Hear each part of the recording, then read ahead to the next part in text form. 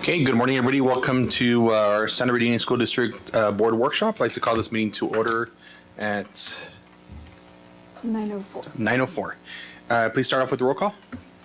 Ms. Cindy Lopez? Aye. Mr. Neil Patel? Aye, Captain. Ms. Sarah Turner? Aye. Ms. Alvariano? Aye. Mr. Jacob Sandoval? Here. All members present. Okay, if we can please stand for the Pledge of Allegiance.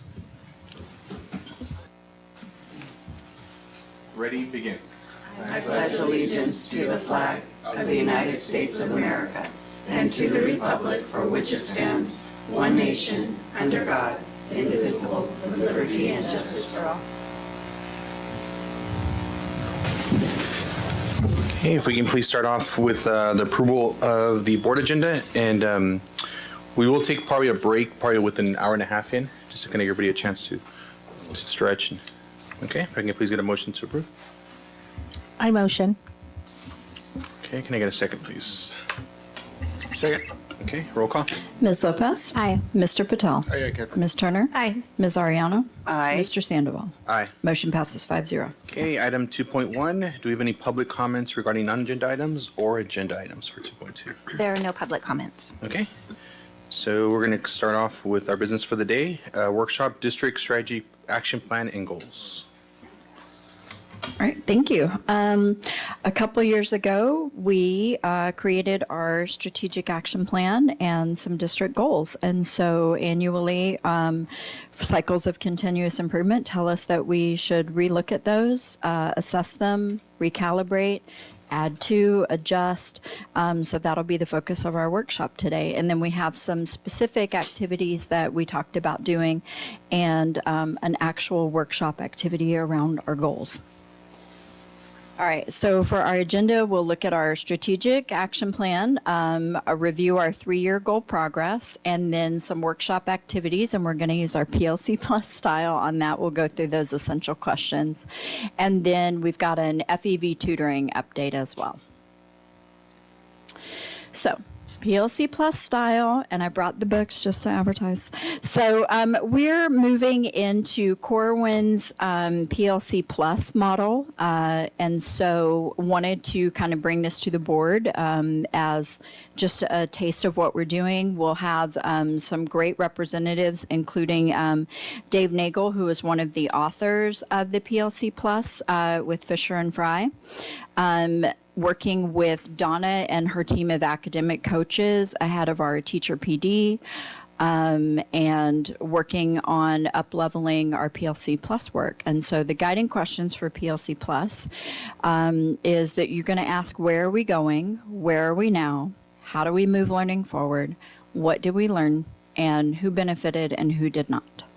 So with that in mind, where are we going?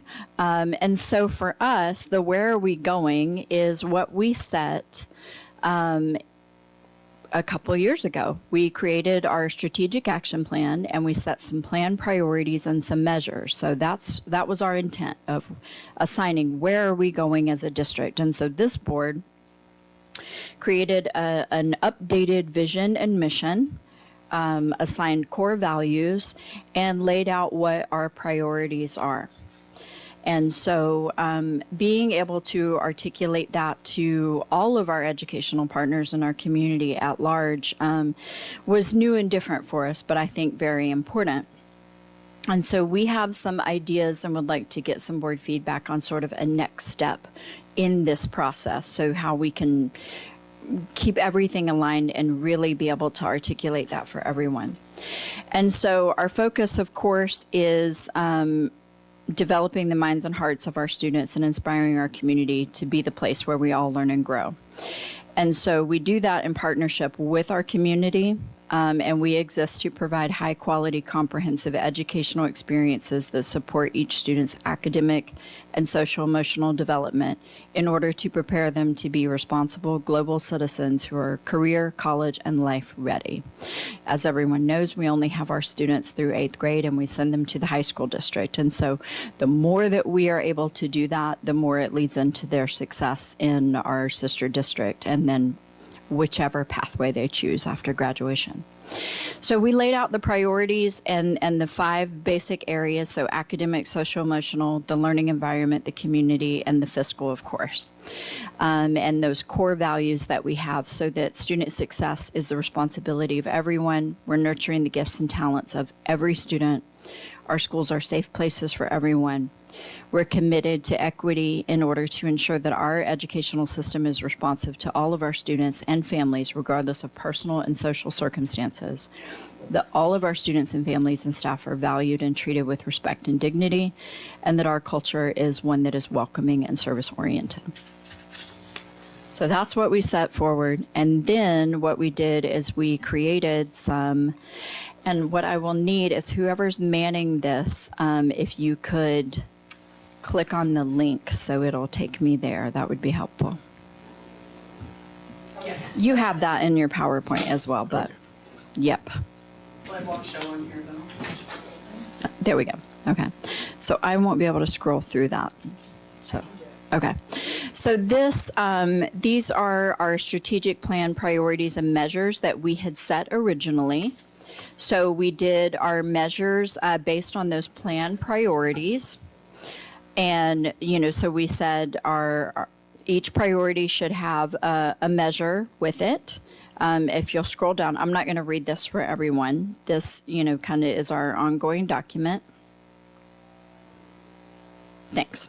Perfect. I'm going to make it a little bigger. It's pretty good. It's Yeah. good. Yeah. Yeah. You said measure two. Yeah, we can just scroll through. Yep.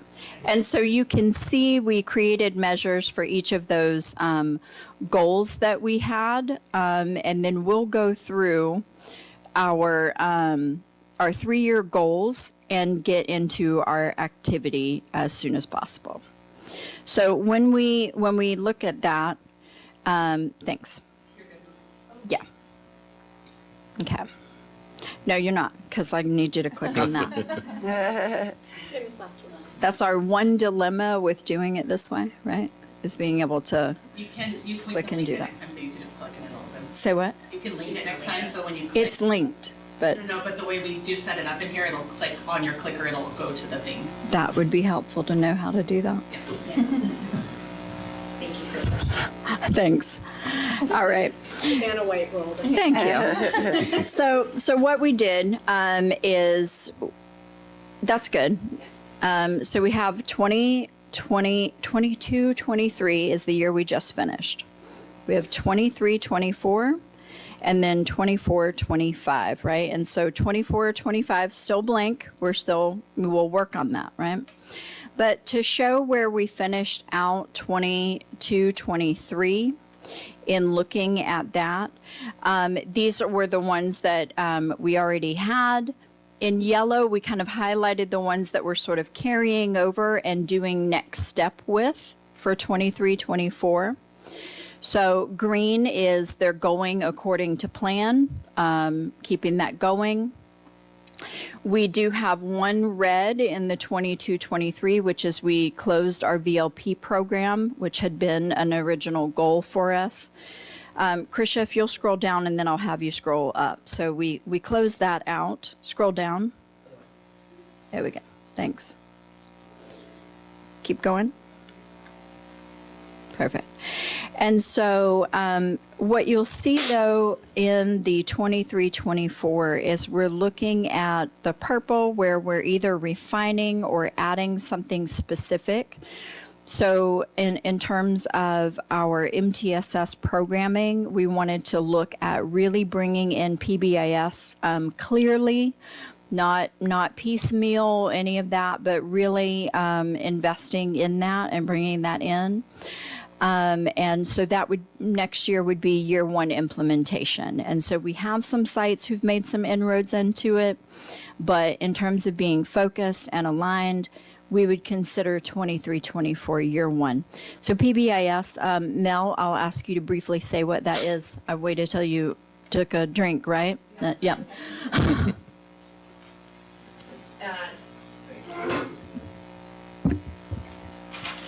Perfect. So really looking to align our systems We've already, as a district, done so much work around the restorative practices and behavior, right? And we do have, like Melissa mentioned, different sites with various training levels and implementation of PBIS or positive intervention supports. But really looking to get all of our school sites and teams just on the same page. So we'll be looking to bring in Susan Barrett, who's a PBIS and interconnected frameworks system leader. So she'll be joining our admin retreat in July, coming in and just really getting us all on the same page with what PBIS is, implementation planning, and really, again, just having us have an opportunity to plan and align our systems. And then we'll be bringing her back to meet with the entire district in November 17th, our PD day. So really just giving everyone the same level of information and really embarking on the journey together with planning. We're also going to be looking this first year to form PBIS leadership teams that are connected to other leadership teams that we already have happening on the site. So really excited to be engaging in this work and to be bringing in Susan. Our team actually, many of us had the opportunity to attend when she did the MCOE training. It was 6 trainings over the school year. And she really focused on the interconnected systems. And it was great because all 3 of us got to be there and we had an admin from each school site and just really seeing how all of our work is connected, student-centered, and just how we continue to grow and build it and align our systems. So very excited. I'll stop talking. Thank you. Sure. Thanks. And can you briefly just, because I know PBIS are initial, just for anybody who watches the YouTube video, explain what that is or what they stand for? Yeah, so it's the positive behavior interventions.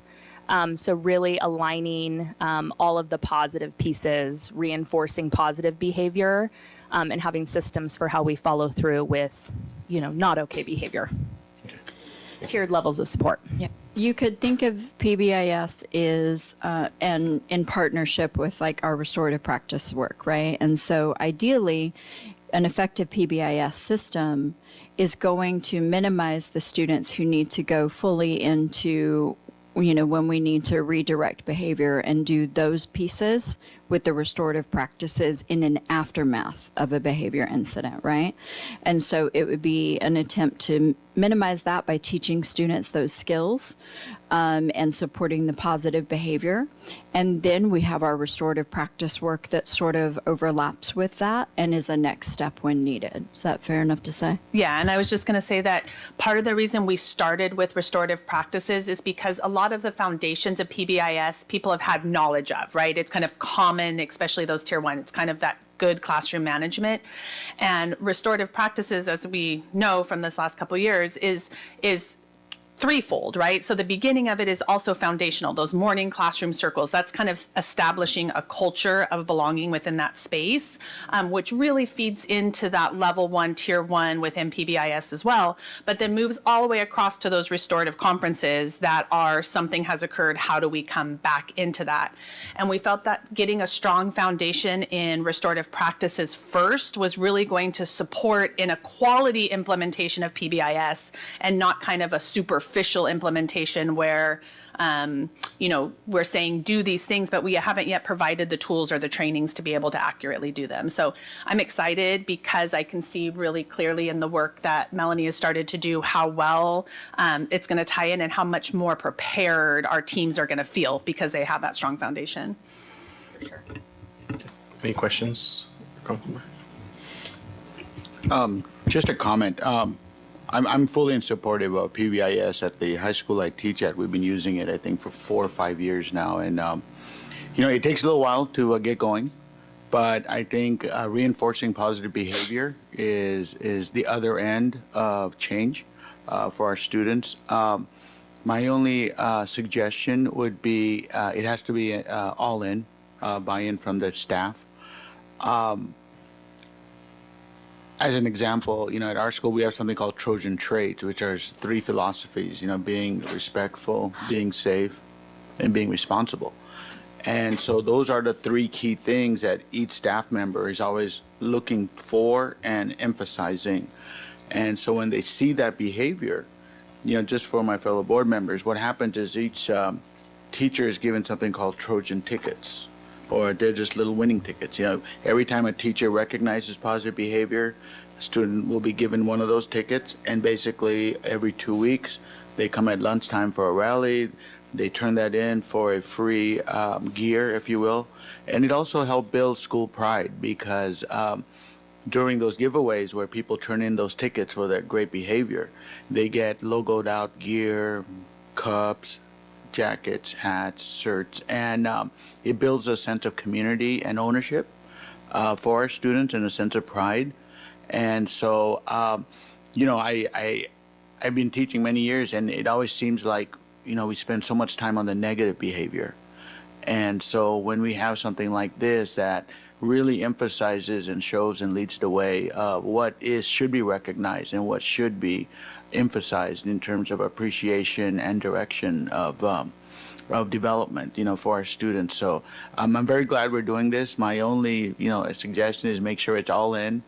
One example would be, hey, every staff member, here's 10 tickets. You have to, award them to those deserving students every 2 weeks or every month, and make sure that they're providing it so every staff member is participating. But I do see the change. I do see more students proudly wearing their gear, around campus.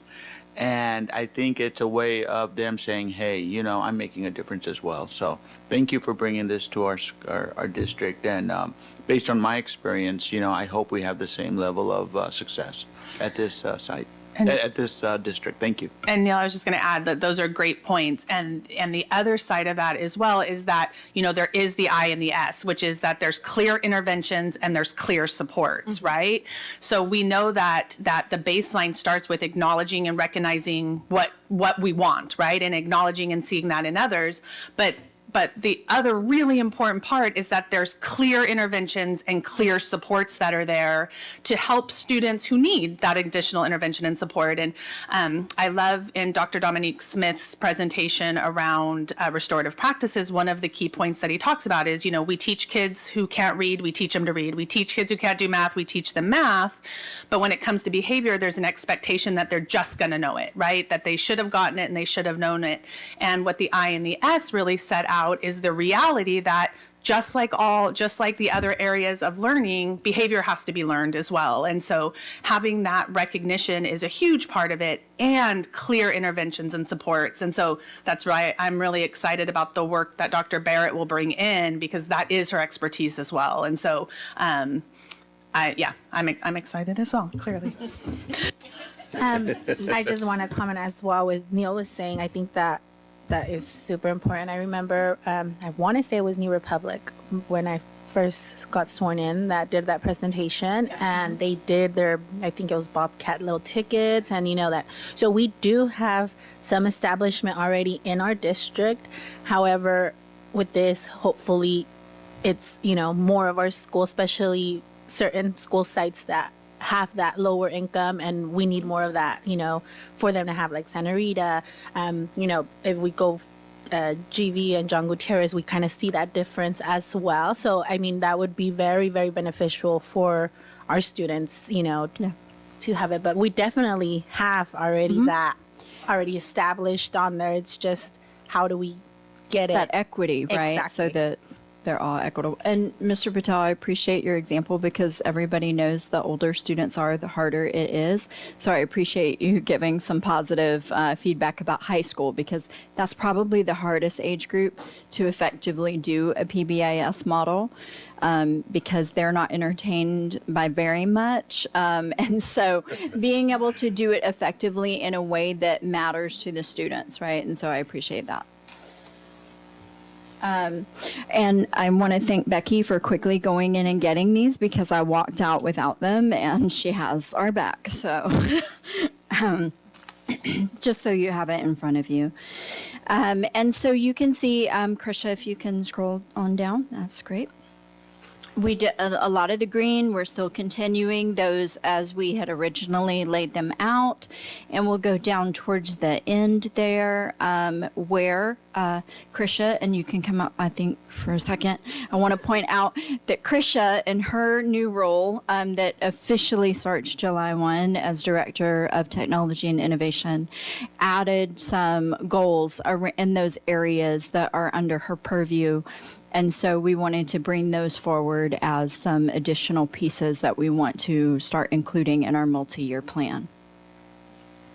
So making sure that she's wanting to look at our tech and innovation technology plan, and that we're reviewing that and we're establishing all those pieces that need to go in it. We'll talk about that a little bit more in a second, but also the integrative trainings around best practices for learning, online safety, digital citizenship, as well as building our AVID program, and then possibly expanding that out district-wide beyond just our middle schools. So she has some goals, and we wanted to make sure those got a place in our multi-year plan. So yeah, for the technology plan, that is up for a renewal of sense, especially coming out of COVID. So going through that, really doing a lot of walkthroughs, seeing what we need for best practices in our classroom. Technology not just being a front-facing objective, but a place where students can innovate within the classroom, outside of the classroom, and pulling that in also the access and equity to continue that all of our students have not only access here but at home to be able to utilize technology as their tool. For the integrative trainings, again, it's that best practices. Not just online, but there's plenty of other things out there besides Chromebooks that students and teachers get to interact with, and making things a lot more interactive, and also providing that safety and online, not just within our school, but also within our families as well, because they are bringing tech home, utilizing that. So broadening that sense, working with Summer, and really providing that guidance for our families as well. And of course, for AVID, we're all avid about AVID. And so we are going to be taking 19 folks to the Summer Institute this summer. There's also some trainings over the year. And then progressing into the next summer, we'll also be inviting some of our elementary principals to start integrating that into our elementaries as well. Thanks. I just want to add something real quick, of course, as always, but I just wanted to say real fast, sorry, that I've had the opportunity now to join Krisha in a couple of demonstrations from some tech companies. And as an educator who happens to maybe also have a little ADD, and I never sit still, so I'm always moving, one of my challenges as technology started coming into the classroom was kind of feeling tied to a space, right? So our computers were at a station and you kind of had to be there. And one of the parts that I'm really excited about that I see happening in the work that Krisha's doing is that it's really making that technology mobile for our educators so that they're using technology in meaningful ways and moving around their classroom and working in small groups and interacting in ways that are advanced in the sense that they're technology driven, but look very similar to that personal relationship we had with kids before we were on a computer.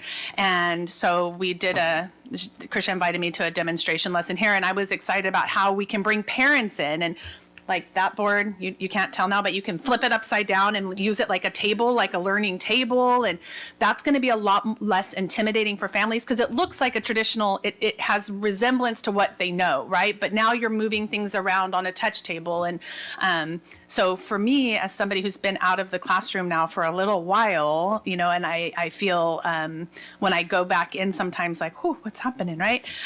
It's just really exciting to bring that both to our parents and to see our teachers be able to get up and move and go about that space. So I'm excited about that too. Mr. Patel?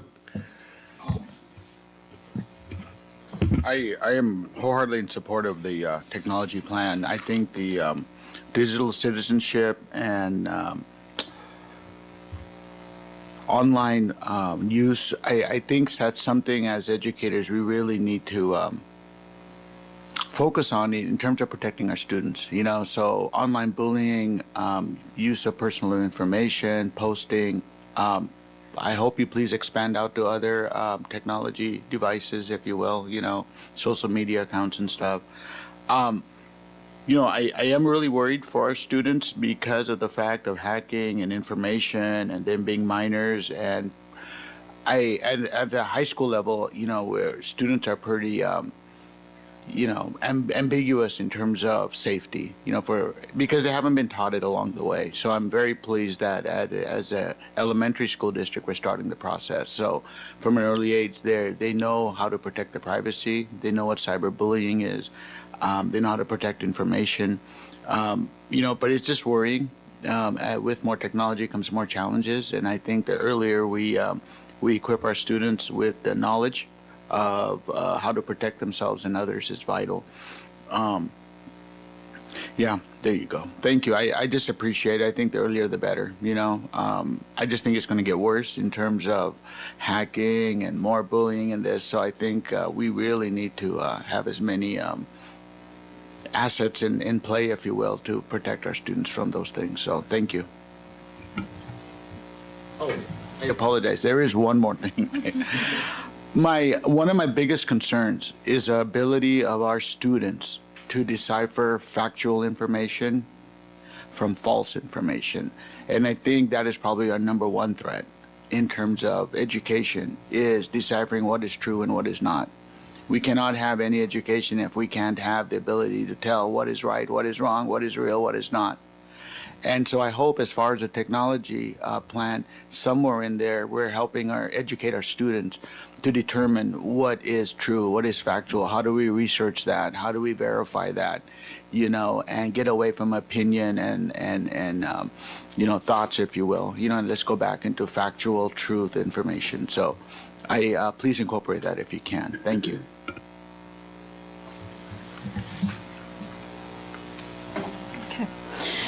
So we're kind of going to commingle our first two questions of where are we going and where are we now? Because cycles of continuous improvement tell us we need to reassess, realign, re-engage, change things up as we go, and then implement. So the board mentioned like two particular things, and I kind of shoved a third one in there because it overarches. But some of our activities that we want to do will incorporate those. And so one of the things that this team has been working on is development of an instructional and MTSS matrix. So we have a behavior plan, right, or a behavior matrix. We have a facilities plan. We have a technology plan. We have these things. And one of the things that best practice tells us is that people, when they are confused, they don't know where to access things, they don't know what the expectations are, what the tools and pieces are, things fall apart, right? And so, and these ladies have been doing a lot of work around interconnected systems. And so one of the models that I want to propose to you would really interconnect a lot more of our systems than just this, but this would be a piece of it. But getting into creation of an instructional and MTSS matrix includes not just the academic pieces, but also the social-emotional learning pieces and supports as well. The multi-tiered systems of support is what MTSS stands for. So it's what are we doing at Tier 1? That's for instruction, as well as the additional supports that students need emotionally and behaviorally. What are we doing at Tier 2 when they need a more targeted intervention? And what are we doing at Tier 3 when they need a very specific intervention? And so in either facet, right? And so we've got some suggested considerations from CDE. We wanted to talk about our dual language academy planning and timeline. So Summer and I looked at some suggestions from CABE, which is the California Bilingual Education group, and they've got some suggestions for how you would go about really developing a sound program and how you need to take the time and do each step effectively.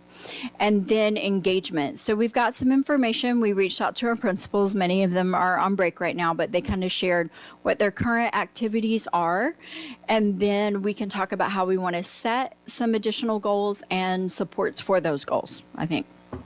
But in moving us into how do we move things forward? And this is where I really, we're going to dig into an activity and I want some board feedback. And so I'm going to take us here to this very visual graphic. We talked about wanting to be able to very clearly articulate the work that we're doing.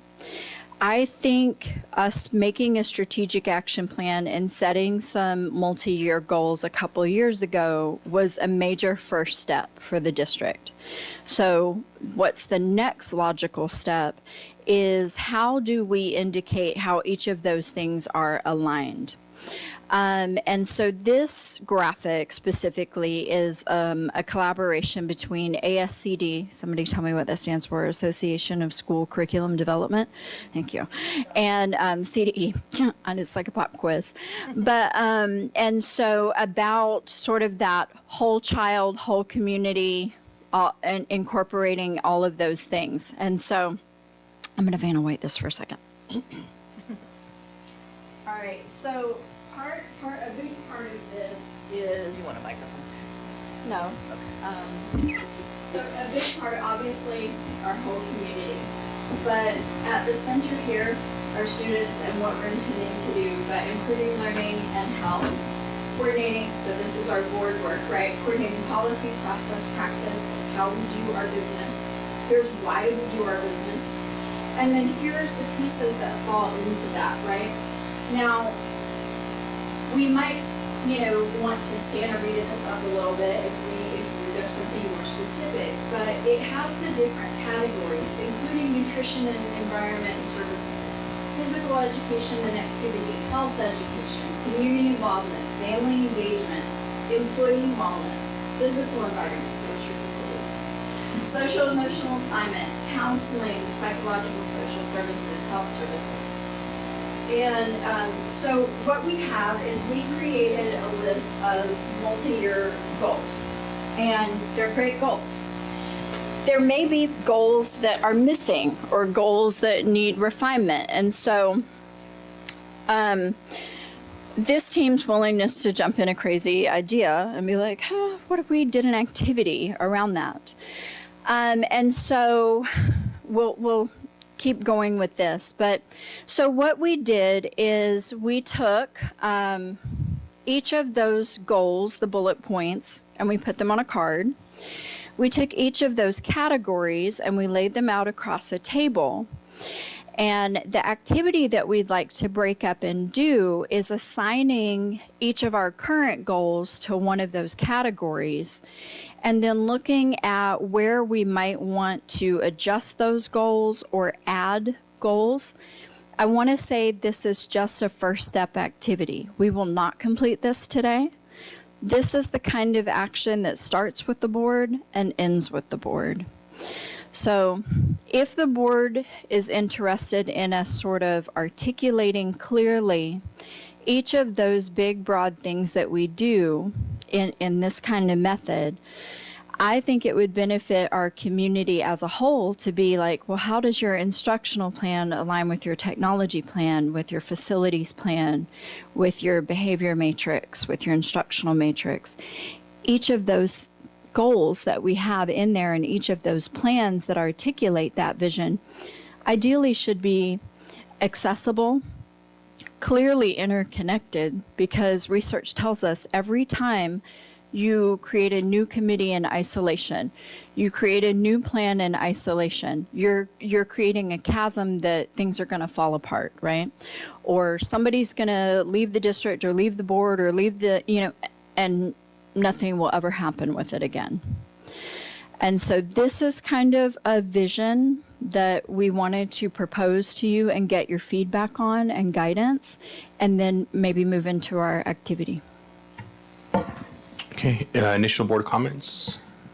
I think for me, tying it all together makes sense. I think it's just a matter of being able to, I guess the execution of it, I think is always the challenge, right? Because I think a lot of times, either as directors or whatever the case is, you always operate within silos, but obviously executing where you're coordinating and then kind of bringing it all together, I think will be the biggest factor. But I mean, for me, that kind of makes sense as far as making sure everything kind of ties in together. It's just as long as execution is there.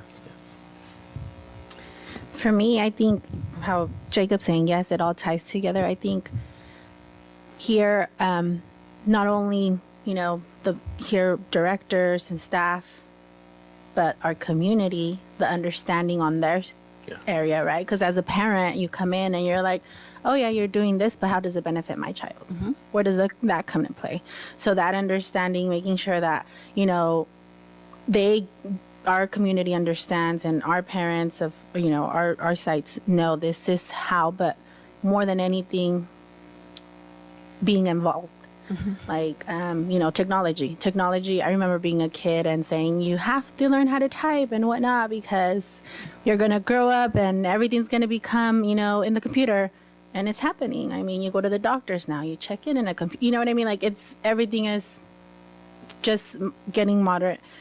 But then there's those concerns like Neil says, at what age, as a parent, I think that you don't give your child technology till a certain age. You try to postpone it, but it's so hard. We don't want them to have Instagram, Snapchat, all of that stuff. But then once they're exposed to it, as a parent, you're blinded and you can't have it. You're not allowed. Your child's a certain age, they're going to get it. So I think having that education, showing, and as a parent being involved and being that piece too, but putting it out there for us, our community, also us learning and knowing how Neil said, the safety for the children, knowing what's right and wrong, but also our parents, because a lot of our parents might not know this information either, And that's just my thought, reading all of that kind of stuff.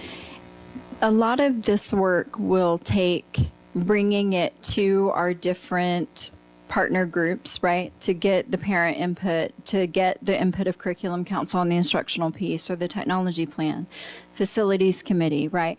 As we have those places where we have people give the input each year on those things, I think is important also for asking the question, what more can I clarify for parents or for teachers or for classified staff or in these things so that when we bring like a finalized comprehensive vision of this back to the board, we're able to say, these are the groups that we engaged with.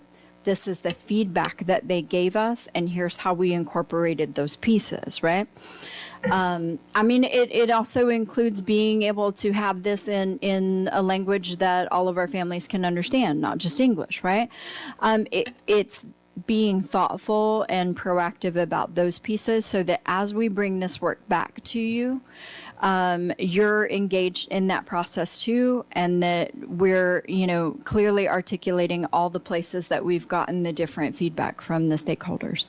And what's important to me when I look at this and what I really like about it is the idea of course, like the students at the center, right? Like that is our focus, but that all of these components are necessary for that. Similar to what you were saying, Cindy, like without the community kind of along the edge there, kind of helping us hold things together, each of those. But if you take out, for example, one of those, what shape is that? Like employee wellness. If our staff aren't okay, then our kids aren't okay, right? And that if our staff aren't okay, then instruction's not as good as it can be. And so by having each of these pieces, when I look at this, for me as a parent, as a member of the community, and as an educator within this space, I really am drawn to the fact that, all of that has to be there. We have to be looking at each of those pieces comprehensively in order to make sure that that student's okay in the center.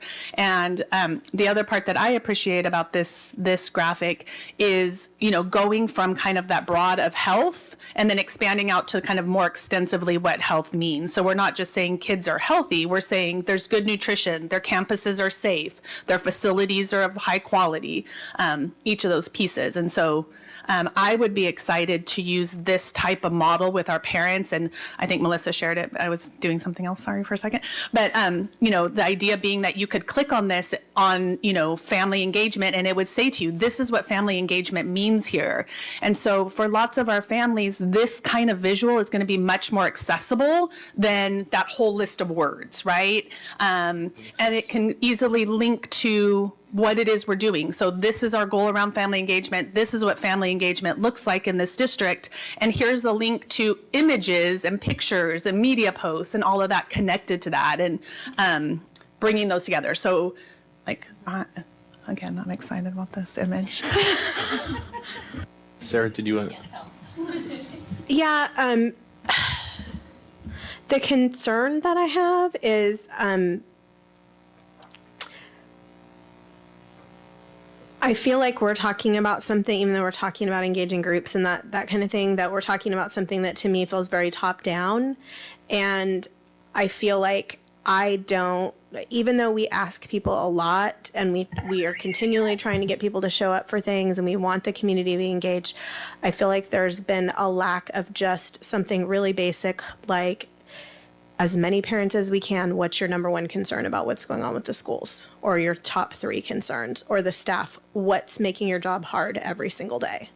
Because, when we had the, a lot of the families that were at our last board meeting talking about negative experiences that they'd had coming into school needing something and not having their needs met and going away feeling like, they didn't want me there and they treated me like trash.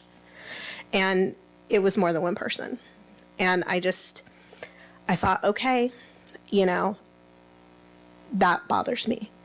And I've gotten calls all year long from staff members saying, I'm concerned about children exhibiting really extreme behavior in my classroom and I don't feel supported with that.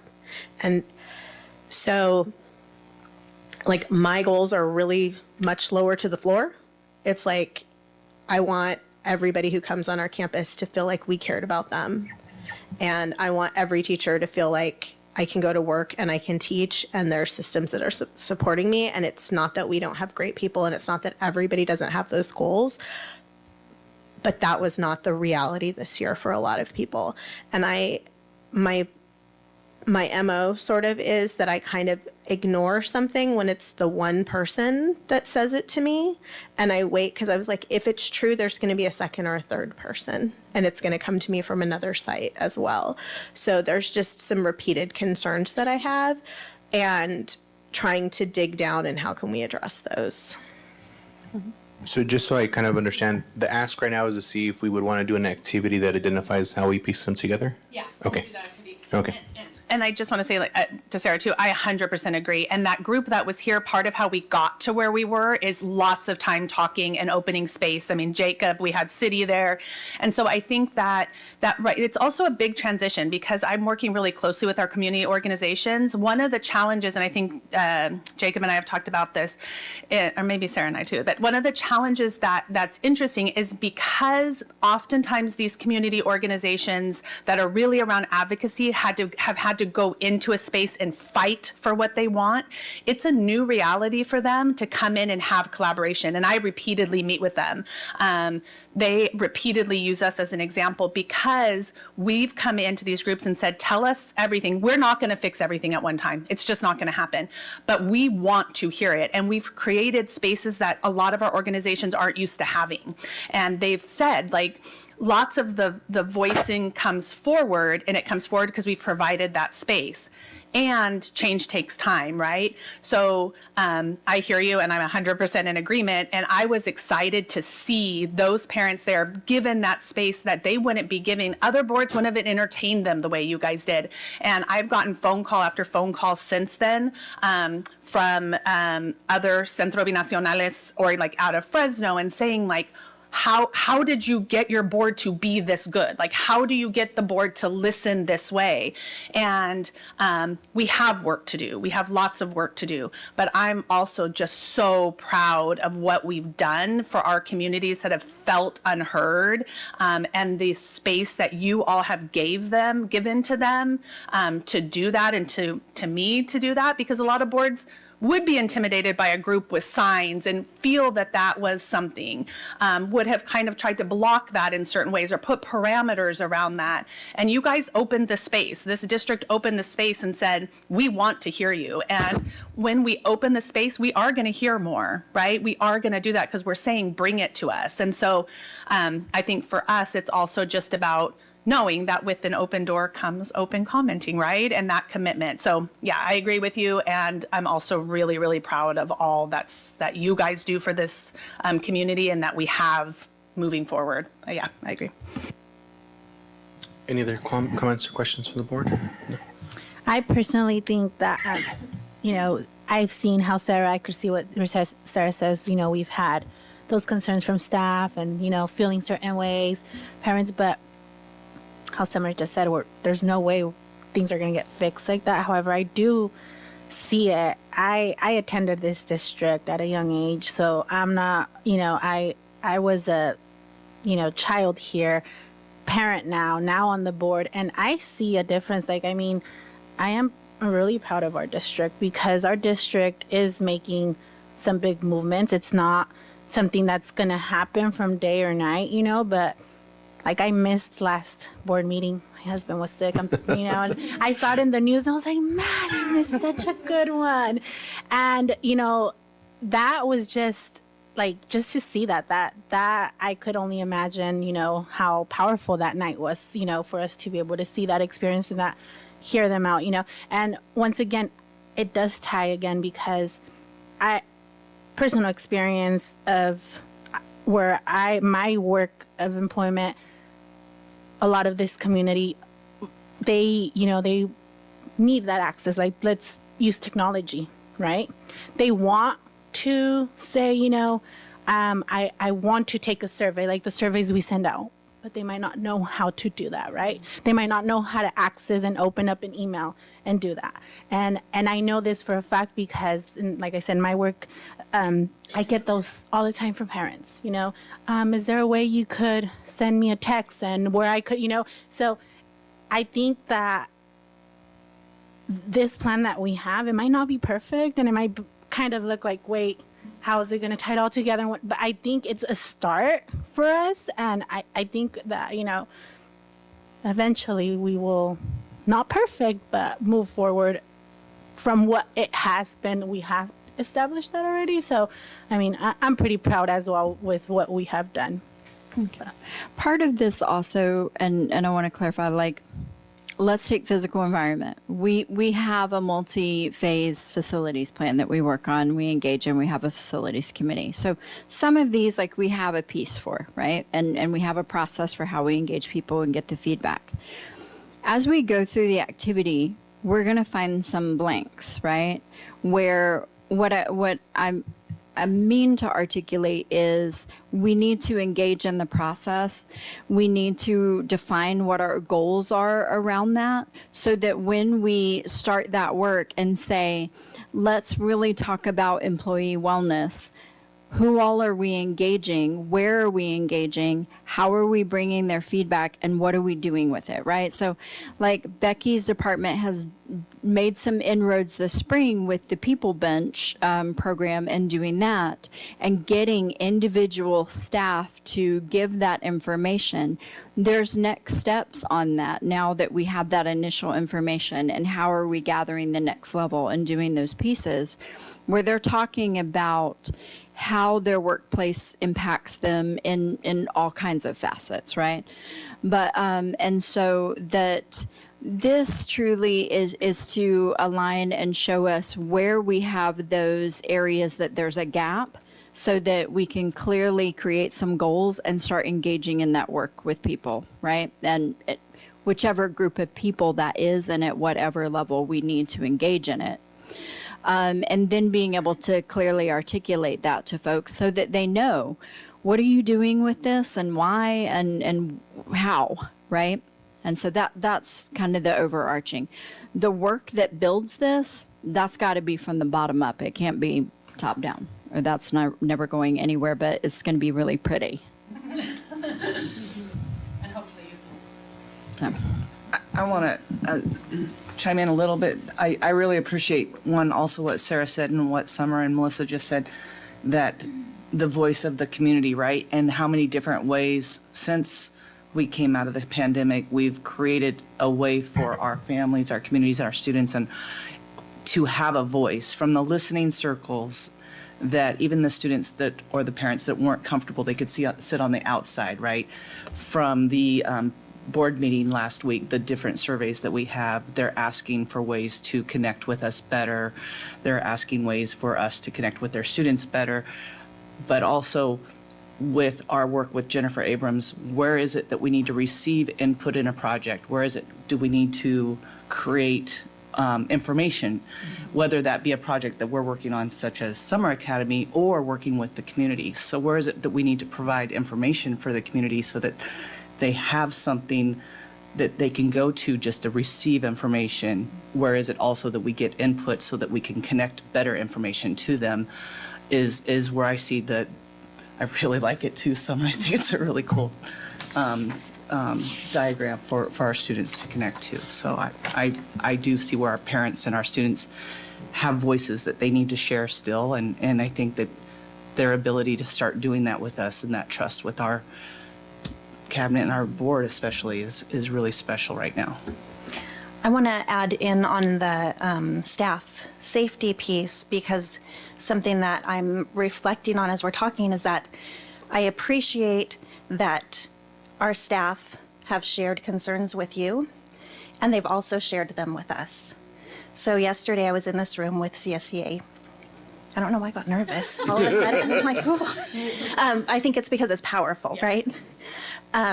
So sitting in this room with CSEA, both for negotiations and then for our employer-employee relations committee, where they said, in our negotiations, we want to talk about staff safety. So we've opened the safety article. We're concerned about assaults on staff. We want a clear process so our staff know what happens when this occurs. And so I think that we have a really good space to do this work.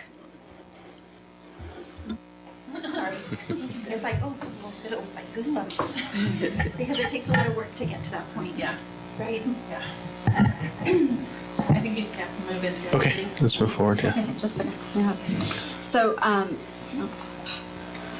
a couple of the things that we talked about doing, and we have some blank cards where we're missing some goals. If you, at the end, will ask, what else do we want to add that we can think of right now? Again, this is step one.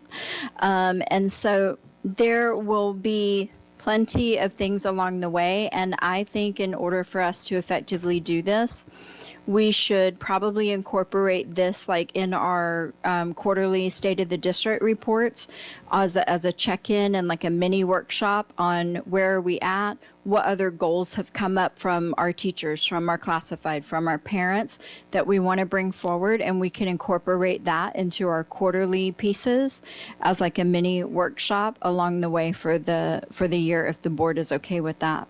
So you'll identify some goals, I imagine, and then probably our educational partners will identify some others that we'll bring forward to the board on how we want to fit those in and where they work for us. This, the MTSS matrix, so having a matrix like this, it's, CDE tells us it includes like your instructional models and definitions.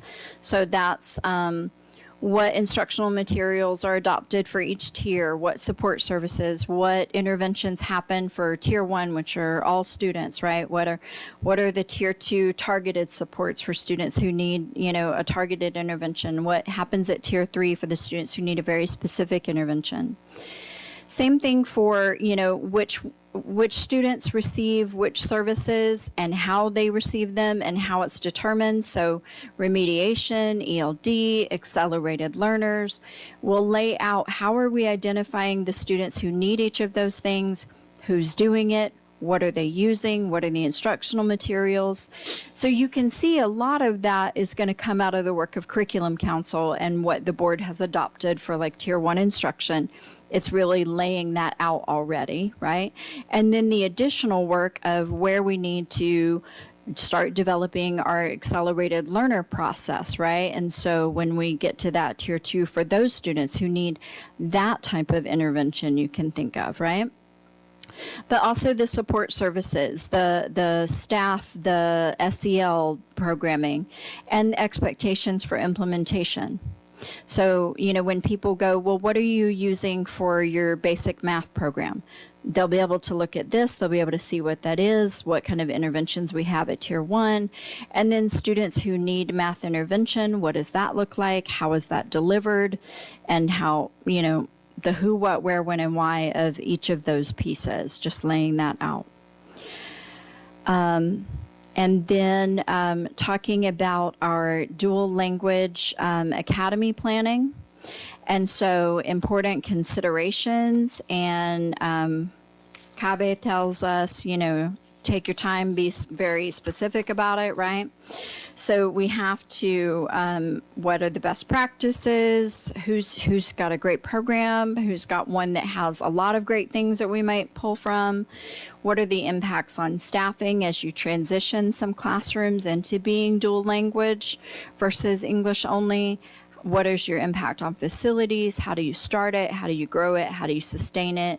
What are your enrollment protocols, recruitment, all of those facets? And so we can work on planning that out because some of that we'll write those down and make our timeline on those. And then some engagement pieces about what we're already currently doing, and then setting some goals for that. So if we want to, do we want to take a quick break before we move into the activity? Or go ahead and start with the activity? Probably a quick break would be good. Yeah. Okay, so we'll break for 5 minutes. Bob's like, I can't sit here. Yeah. I know, that's why I was like, everybody's gonna stand at the table. Is this the extra? What time you gotta leave? I thought you might want 10:30? Okay.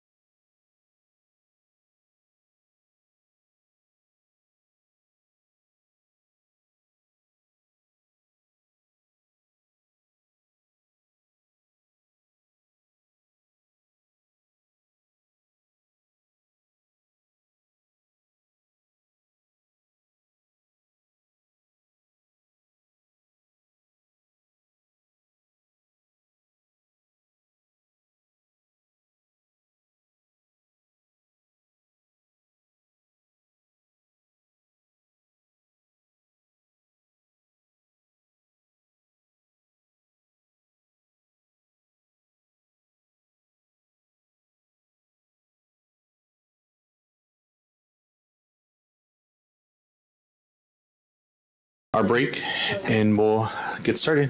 So this activity is due to Summer and I having some time to spend together to being like, you know what, I don't think anyone needs much more sit and get information. And instead, when we talk about building goals with the board, we should work on building them, right? And so first step is the goals that we have and where do they fit in? And then we've got some blanks for what other goals do we want to see here. And then, of course, when we engage with our groups, what other goals would they like to suggest and recommend for the board to consider? So what we have, I'm just going to quickly explain what we're doing. So we broke each one of those up. We're going to break into groups of three groups. And so we broke each of those up and they're laid out on a table. On these cards, each group will have a card for one of the current bullet points for the goals. So together with your group, Summer and I would like you to take that card and assign it to whichever category you feel it best fits. Summer, did I explain that correctly? She's not paying attention. Yes. So at the top of the table are each of those outside categories that are there. So the family engagement, community involvement, health education, each of those. On the yellow cards are those goals that you see on your bulletin list there. And so you're gonna assign them each, I mean, this group may assign them slightly different than this group. What Krisha and I talked about is that after we're done, we can share out with the microphone so that the community can hear the share out. But if we have the microphones on during the interactions, it's going to overlap all the voices. So once they're sorted, then each group can kind of share out a little bit and then the community could hear that. The blank cards I think will kind of come in after we've done our initial share out and then come back together and kind of at your table group brainstorm what's missing and what could be there. Perfect, thank you. All right, so are we I think we should just number off. number off? Yeah. Okay, so you're number 1, 2,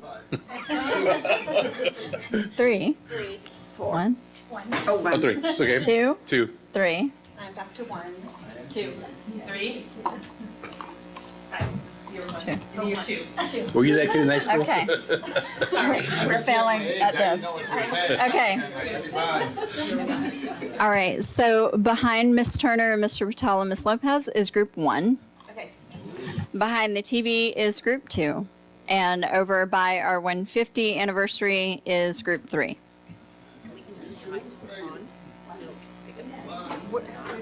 Okay. Let's go do it. We got ding in the dang. Just had to recount to figure out which group I'm in. I know, right? Who else is with us? I'm over 2. Who else is a 3? Oh, I just had to recount to be like, I'm the 3. Was there another 2? yeah, there's Yes. more 2. Yeah, go say it. Go. Two. Go. Christian, you're a 2. Agree. Krisha's a 2. And I think Jacob is a Jacob, you're a 3, a 2? Okay. 1, 2, yeah. Yeah, we're the smallest group. We're the small group. Yeah. It's fine. Okay, here we go. Okay, how about I read and then we can assess? Continue to build avid school-wide practices at the middle school utilizing avid school site teams to promote site goals for sport, leadership, leadership, and college and career readiness. So where do we think that goes? Improving learning? Yeah. Implement facilities projects to meet the needs of the district. Physical environment. Yes. Oh, yes. Sorry. I know the goal.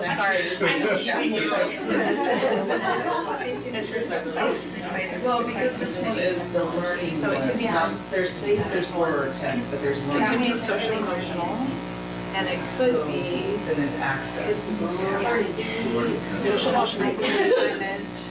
And you have to be physical environment. Physical environment, mental safety. I think it's like the social emotional, because I think it's so much a part of what the safety is. But it may be that what's missing is a title that's more specific just to safety, right? What do you think? I think it really do, right? Like they go. Because it could go with goes into coordinate health. Or they go with social. Yeah. Adjacent could go with to coordinating policies. Yeah, right. But Yeah, let's leave it here. Okay. Additional funding sources continue to be for the benefit of students. So additional funding sources. Funding sources for the benefits of students. So it could be employee wellness, it could be policy. Because funding is one that I also thought, we don't have anything specific. And all staff will receive additional training on active crisis response, suicide prevention, and school climate topics. So I also think that goes here. Like it's really between those, because active crisis response goes here. Suicide prevention and social emotional climate. Yeah. I personally would do this. And it may be that we break down some of these goals so that it's more specific to here and it's more specific to here. You know what I mean? Yeah. Support ongoing communication of district activities and multiple classes. Engagement. Right? But I could see how we could But it may be specific. I think that even combining it's more like, what does this look like with community involvement and making that a more specific targeted goal. And facilities are already there, making difference development pattern student needs. Don't be that student, don't be the I couldn't say it. Board governance, see that, you doing that right there. Budgets are easy to understand, they sustain. They sustain quality programming. It goes to, there's not really one here that's like a money. Sorry, thank you. But, in some ways it really goes to money because that's our ultimate like the money is to help children. Right. I mean, that's the truth. I think that there's, most of them don't have one that's a money one for that reason, because money shouldn't be one of your areas, right? Money should tie. So it may be again that we're revising these goals slightly. We're defining the goals, being like, we're exploiting funding to provide these things, right? We're doing. Right. Yeah, so that's what, Yeah, I think so. Is that, Yeah. I also think, sorry, I'm going back to this one. When I think about health education, it could be like health and safety, and this could go here too, right? Yeah. Here. No, but that's the kind of thing that like for our thing, we would want to go. Yeah. School district, state-run engagement and communication with acceptance of community involvement. So for me, this one's part of like family engagement and community involvement. So that's the thing for us is that family and community. Social, emotional, educational partners is going to go under the health. Yeah. And affectionate levels of school climate. So this is two-part, right? So yes, that's that it's one. here and it's here. The restorative practice is definitely climate. See, I feel like this is going to be more here because it's climate, it's that. But it's educational It may be, partners, right? which But is here. That's how we involve them and engage them in this. It's like budget, right? Yeah. Summer, what's that acronym for PAC? Yeah. PAC committee committed to board governance. That's like your Parent advisory council. Community procedures. Family engagement. Online safety and digitalization. So I think that goes up here to health and safety. If we change that to safety, because it's health and safety. Tech innovation. This is tech for learning, but it's also tech for community access. So it could be improving learning, because that, the improvements in learning is also going to tie into families being more engaged. Right? SEL, that's programs to come. Absenteeism. I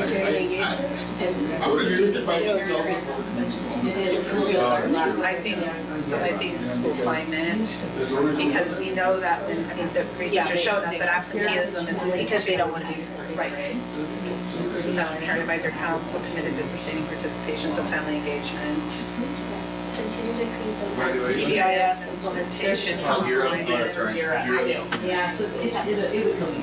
development, Spanish as a language, probably improving learning. But it can also be coordinated policies and procedures because there's going to be a lot of policies and procedures required.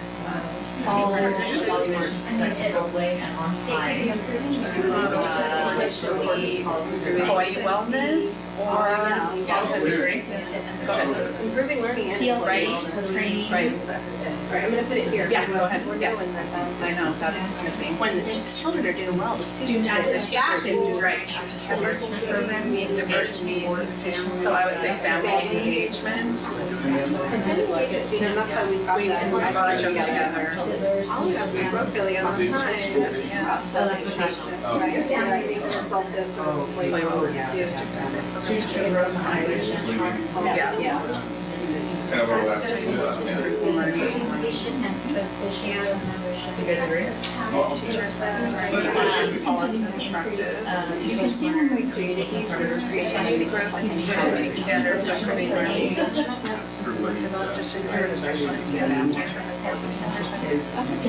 I think here, the social emotional climate, because what we know is what MTS does, I mean, it's hard because it's improving learning, but I think it's this first to get to that. Europe, I think, is also over here. It's like, because Europe does a lot, I mean, it does academics, but the same thing, part of what Europe does is a lot of building belonging, right, and connection, and that's how they get to this improved learning. So, I already said improving learning. yeah. You know what? English letters, improving learning. DLC plus training, I think that's more likely our other we did it in improving learning. That's all learners, so improving learning. District and Okay. All right, so first off, The other one was, I'm talking to well, from there, like, to me, this is creating a split between mental health and physical health that is not appropriate, because to me, health is health. Yeah. So it's like, if I was gonna design it, Yeah. I'm like, Yeah, you know. and I wonder if that health services came from originally when we had so much COVID stuff coming on, right? There was so much remember the COVID. original matrix also had CDE. Right. Or CDC. That's what I'm saying, so I'm wondering. They're gonna- Now, my only part about this, where I like somewhat of a separation, but it could be there, it could be health, is like bringing in vaccine clinics, like we want to have Vaccines, dentists, like, Yeah, we've been doing that, providing access to physical health services in addition somehow. Like, I'd like to see stuff there because we're doing it and we're not, like, we brought in the mobile dental clinics this year, we brought in the vaccine clinics. So I agree with you, Sarah, but I think we could. So if we were to look at, which I think is an appropriate step, if we were to look at our categories, how would we kind of consolidate them? Well, this one is interesting because there's not a goal here, but that is one of the things we heard parents talking about. And Chuck and I have been working closely on it, but one of the things we heard them saying is we want better nutrition as part of And their as we're overall coming health. off of But I COVID, think he's able to Yeah, start. I think that could go with the nutrition and the physical education and activity, I think would go under an overarching health. I think so too. Okay, so then we said health, And then are we to get a No, we need to leave that. I think that needs to be its own category, and I think that says something about what you're sharing, right? Like, Yeah. you're hearing it, and right now we're seeing it. And it doesn't mean that there's not stuff happening, it means that we're not articulating it as well as we need to. And I think, like, We do definitely refer out. We also have the clinics, like where the something that especially the Gathering teacher said to me that I was like, okay, I think that's like, did screenings and then. I love people giving me a discrete problem, because discrete problem has a discrete solution. Thinking, they were experiencing last year That was a that little more limited, yeah. a child is being disruptive, like, they send the child to the office, the child comes back to the office, comes back from the office, and brags to everybody that nothing happened to me. So basically saying, I have more authority, this teacher, like, what they do doesn't matter, like totally taking away their authority in the classroom. Yeah, to me, that's like, you're being their partner, my administrator. Right here, That's like what happened, so it's like, okay, that's the street problems are for us to sort of say, you know what, we're gonna have a protocol that when a kid gets returned to the apartment, like somebody has to go with them. Do you know where it used to be? Sitting in the or they're held in the classroom until they're expelled. Or if the class is being disrupted, you know, rather than taking it out, somebody else comes and like is in the room and is making a note to themselves that like this person, you know, like we need to problem solve what's going on, you know, here.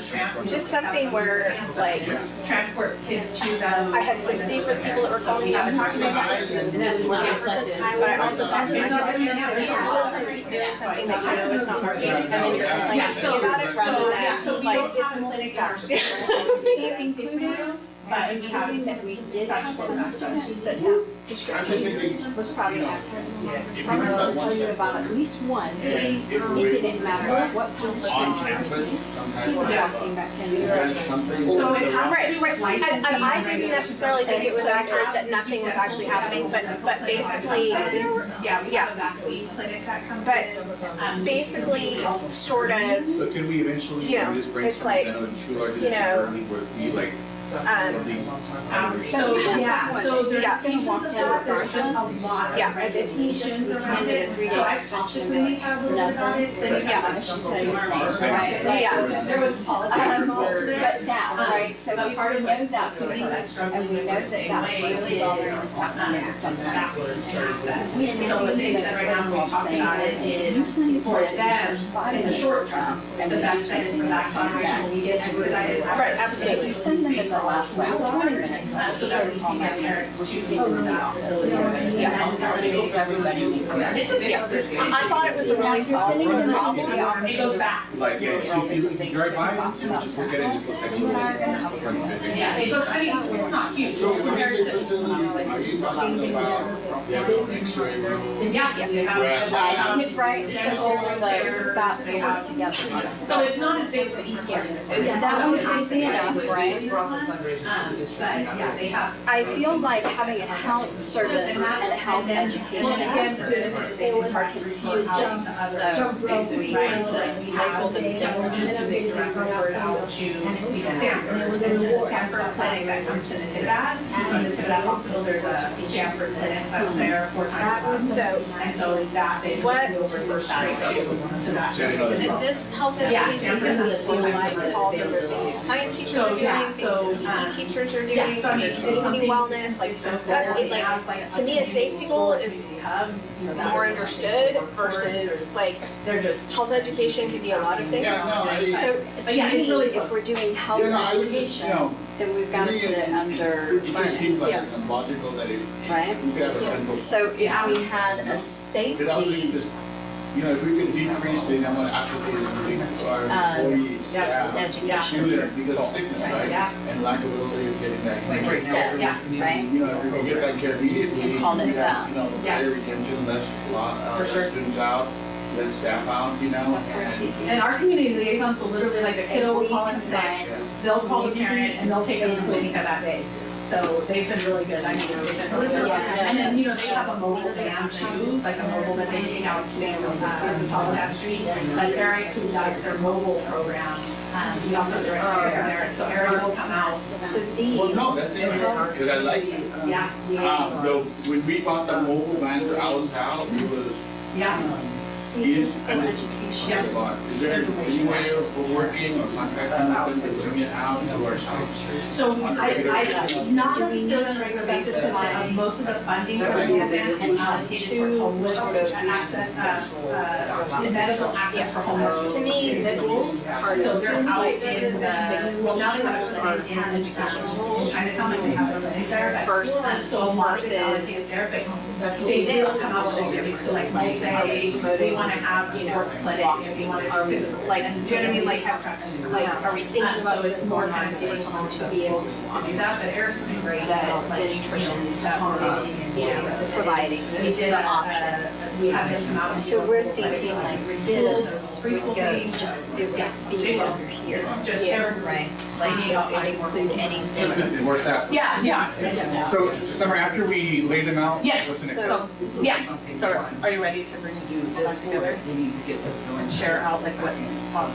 Yes, I think so. Okay. And then we may end up revisiting our table. Yes. We're not writing anything. No, you're not ready. Okay. I don't know if they're ready. Okay. We wrote on ours. I mean, you can write on. We already started writing on ours because we're extra like that.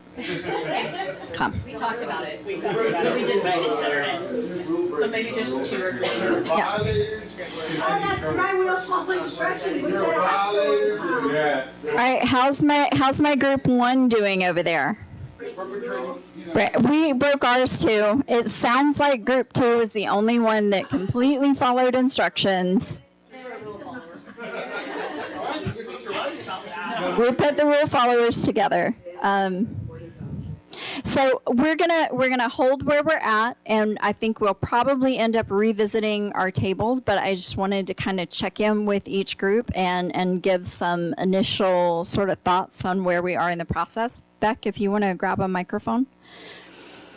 I've nominated you to be the spokesperson for Group 1. What kind of things have you noticed as you did the activity with our current goals? Thank you, Dr. Alderman.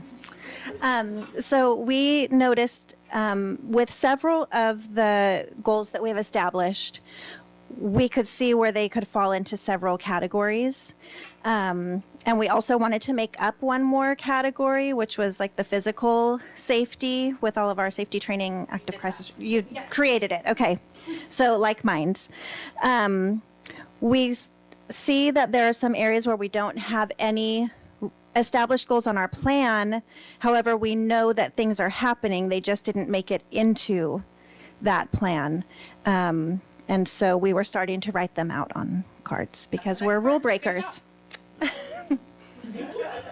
All right, I'll come over here to Group 2. What kind of findings did you have?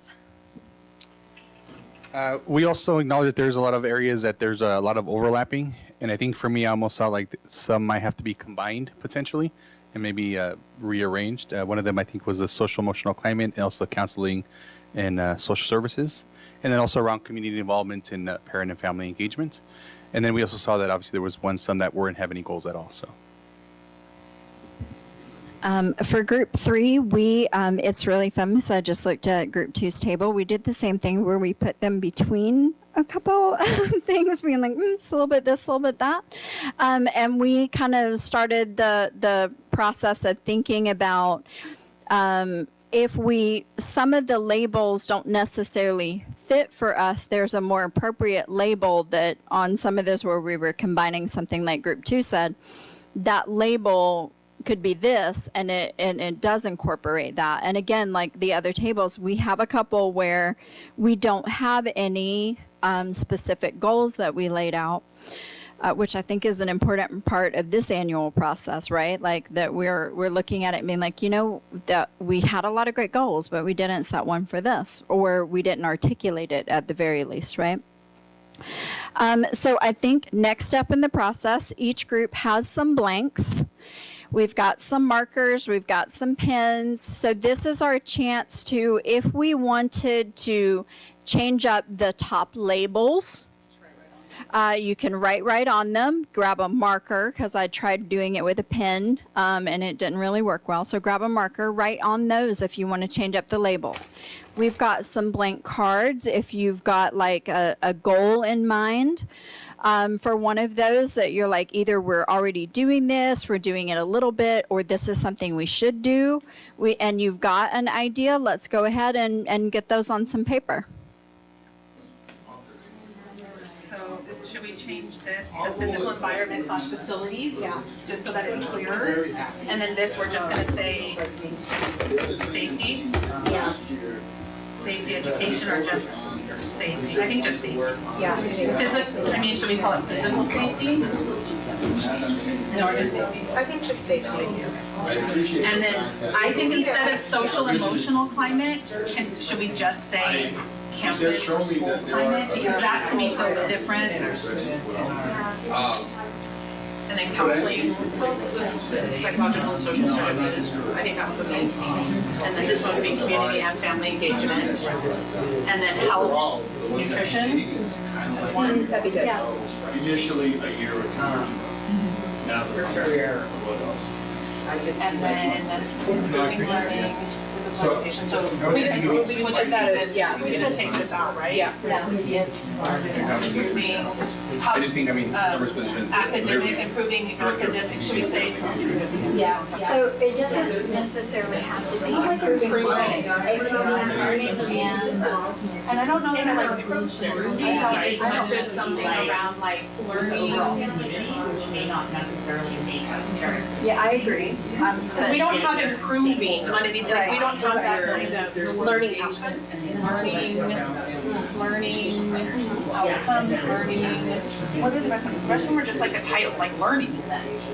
Health services, community involvement, we have. Service. I think probably learning outcomes, because you're gonna put, this is where you'll put your intervention goals, you'll put your How about like standards. academic engagement or learning engagement or academic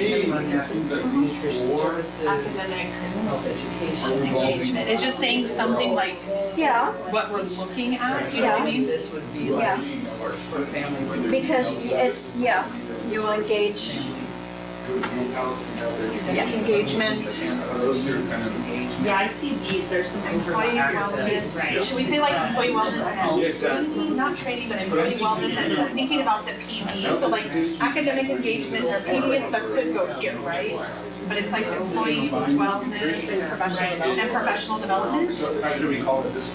Employee, that's what yeah, employee wellness is like. Are we adding, we're adding here, right? We're adding these things, are we combining these This things? either or, either we I can mean, like because I think employee wellness should be on its own, they're telling us we don't know. our own to the bottom.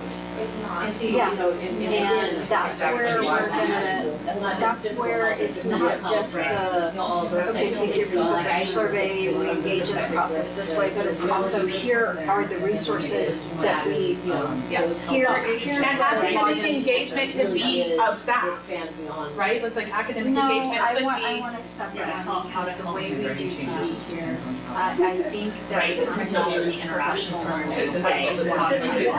yeah, So employee wellness is a category, professional development is a different category. I think so. Because professional learning are goals around classified. Because we've got classified professional learning, we also want to do, right? Yeah. And so it's, So then we would move these over, we right? would move like that. What would we say Yeah, no, that makes sense, because So part of it here, is probably the reading and then school climate, can we call this school climate and equity, school climate and Staff reporting. You're gonna have overlap. and inclusion? Yeah, but I'm not into it, but it doesn't all necessarily follow. I would just say there's all. Yeah. So. I can teach, yeah, sort practices. because this would be more like Which I mean, they go together, like an equitable climate is a positive.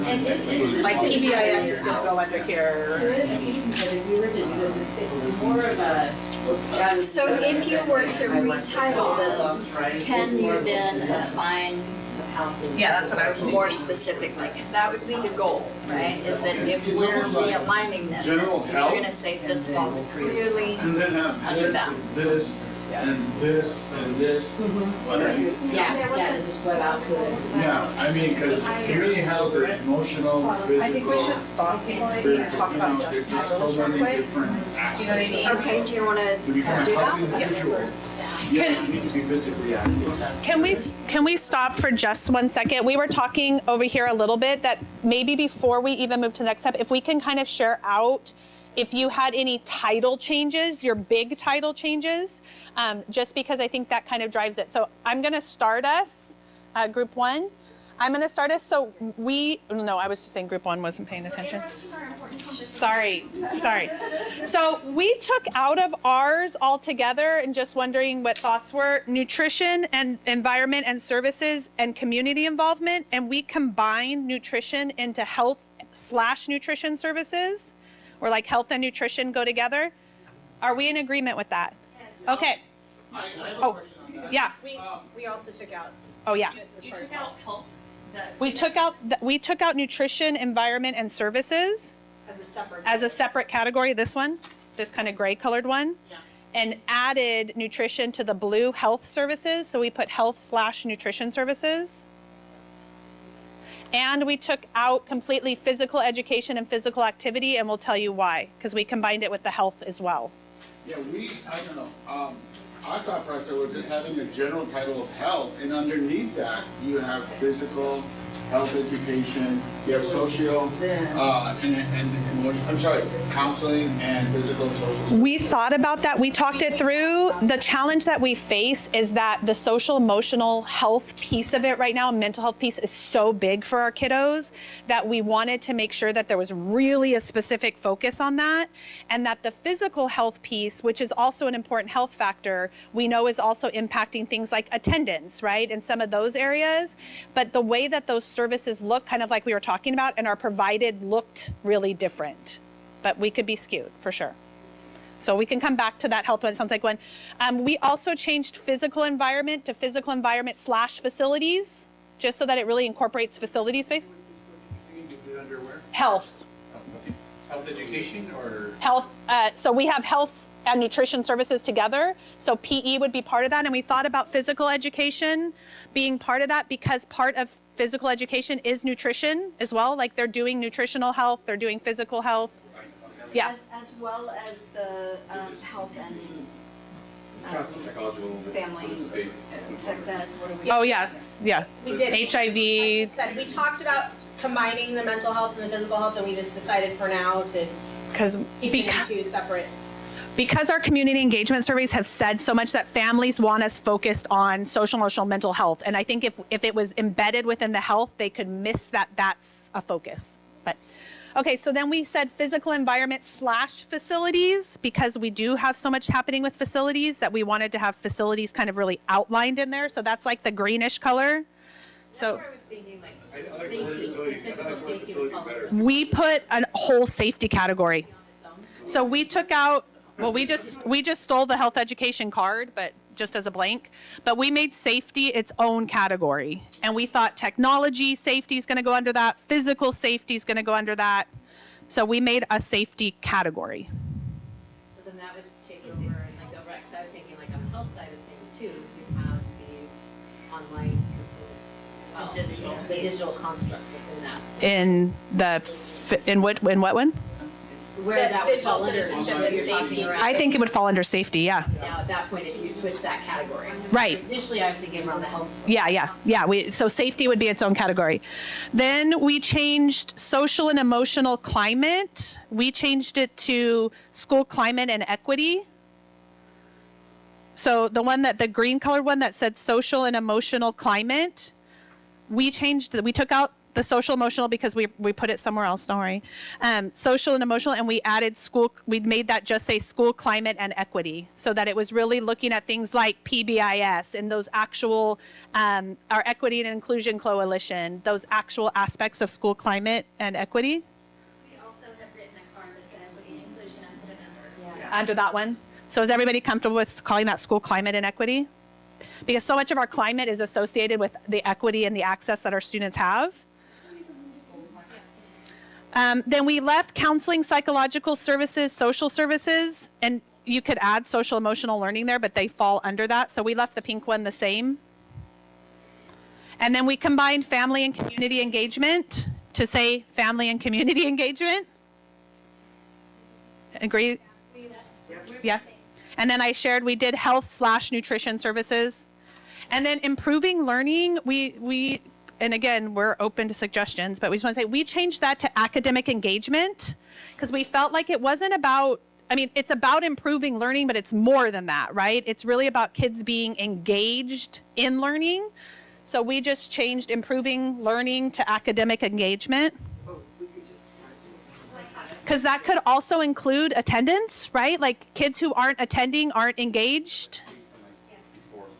And then we kept coordinating policies, practices, and procedures. We kept that the same.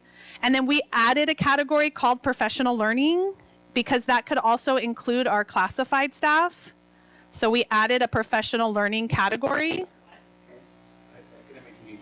Academic engagement instead of improving learning. So we added a professional learning category, and then we left employee wellness even though it's empty. I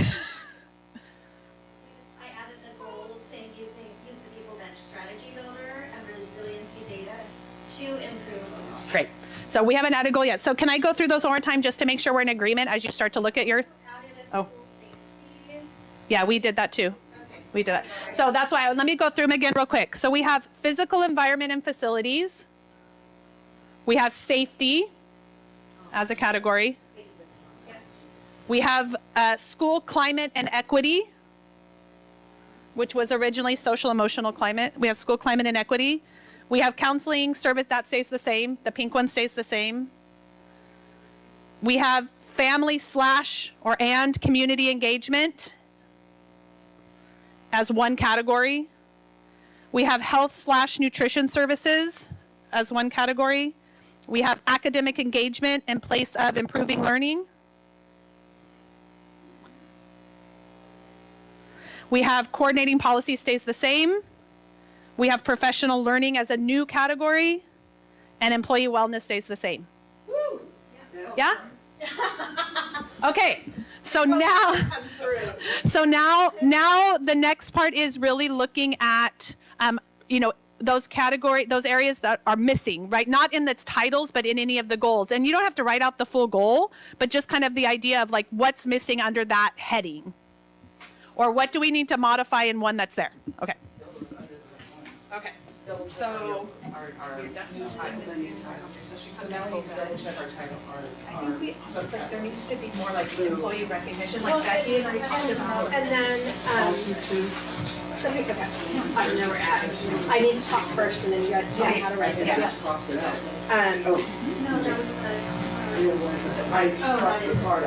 There was a disconnect this year in regards to the teachers union specifically, of the teachers union being like, oh, we don't need to meet, we have no issues. Right. And board members getting calls because of stuff is going on. Right. So trying to, like, clearly that exchange of information is not happening correctly. So something in regards to, like flow of information, like what's happening with employee concerns, and I feel like it's happening in my own job too. Yeah. Oh, I was not aware that there's supposed to be a billboard. I had not heard that there's a billboard. There is a push that none of the union people in I added. Like none of the union people in the district are involved with that at all. There's like a splinter group of teachers and community. And like the more, I've just tried to stay out of it. I never respond to their emails. Like it's whatever. I feel like I have some deep concerns about that. Okay. But I feel like the little splinter group has not done a good job of articulating what are their needs that are not being met. Yeah. Like I was like, if you're not bringing something forward and there's not like an actionable thing, then how do you respond to something that's not an actionable thing? I mean, I email her directly with my actionable So I mean, that's things. interesting because that ties into exactly what you're saying here. That's what you think about it. So I wrote down they have. what about doing something similar for the employees? It's not exactly gonna solve your problem, but like we did the family forum, the student listening circle, what if we did something similar for staff? I guess more we kind of invite the community to like a The task fair already, they steadily and share this is just what ERC, which is, they do a great job. I have SRTA site rep meetings where they're supposed to come in and bring those concerns that go beyond just the Yeah, correct. that's what I was looking at. It's not very expensive. Yeah. Twice it happened where they said, we have no concerns. But that's why I think, They showed it to the board meeting 2 days later and said, here's all of our concerns. And I'm like, funny, some Monday. So that's what I think, providing multiple ways, so going through their site reps, through your site rep meeting is one way, but also So creating. what we've done is create a goal saying, develop multiple pathways for employees to engage in, collaborative. Like a jam board or like a Nearpod or whatever, like as something comes up during the month, like you are welcome to choose this board, right? And then monthly with the site reps, we're gonna be discussing things that are, And brought what we onto this do board. is we make the goal and we say including SRTA site rep meetings, CSEA EDRC meetings, and or staff engaging in staff surveys. People are like, well, I've never, well, you had people on the behavior task force and the climate collaborative, and like, I never saw that. We're like, we literally spent the last meeting working with people on that. Yeah, I think So that's why I think giving multiple means, because I think also sometimes when we're dependent just on site leads, though it should happen, when we're depending just on site leads, the message isn't always articulated out to everybody. So even like we talked about, like a monthly, or like a You guys monthly. sending out your own survey and then we're gonna discuss the result. The survey is to everybody. Absolutely. No, yeah, but I think that the problem is what I'm thinking about what you're saying is we have surveys, we're collecting information. I don't know that we're in mass communicating out, so what I'm wondering is if part of employee wellness, it's kind of like we talked about with negotiations, where we are sending an update, right? Or after you meet with site reps, you're saying, I'd like to thank everybody for bringing their concerns forward or their praise forward to site reps. Here's kind of that summary, and rather we work collaboratively with them, because I think I told you. That's why I think we work collaboratively. People at their sites. And you could say, if during the time, like Sarah was saying, there's additional concerns that we weren't able to address in this, please feel free to add them to this thing. So that's okay. I'm hearing you because it's what I did purposely after the district safety committee. Right, exactly. I did a summary of what we did, I put the agenda, and I did a summary of what we actually talked about at the meeting, I sent it to everyone, and I said, this is what all we discussed. Right. Here's what we're talking about at our next meeting. Yeah. If you have any concerns, these are your representatives, or you come email me directly. And I think that the other part of that is that, I mean, like I shared with you, that sometimes the message that comes from us and the message that goes out, or vice versa, the message that a teacher gives to their site lead may be interpreted differently in third person. So the site lead may come and kind of say what they think that intent was, but it maybe wasn't, like the answer that comes back is not what the person expected, so they feel like they weren't heard or recognized. So I think our goal will be, so same thing, let me say it and then we can formulate it. What we want is some of multiple pathways what we want is multiple pathways for them to get information to us and for us to get information back out. So, I mean, it's about two-way communication, multiple opportunities for two-way communication between staff and because it's about that two-way, right? It's about, right now it's a one-way tool really. They tell it to the site rep tells it to you, you tell it back to the site rep, and it's just one-way communication between them. And what we want is that ability to say, this is what would happen, and Sarah be able to say, that's not exactly what my concern was, come back, let me clarify that. So, yeah, we need two-way communication. And this is only related a little bit on the side, but it was kind of what I was trying to get to. When I did my admin credential and I was do the safety plan, do the goals for whatever. I had all these ideas what I was gonna do, and I sent out this survey that was like 10 questions long about different issues on the campus, and then like my number 11 was, if you have any concerns, like if there's something else that's not a goal that you see recognized here, like please hit more. So I sent it out, and it was like, old people that have been interested in this, old people are interested in this, old people are interested in this.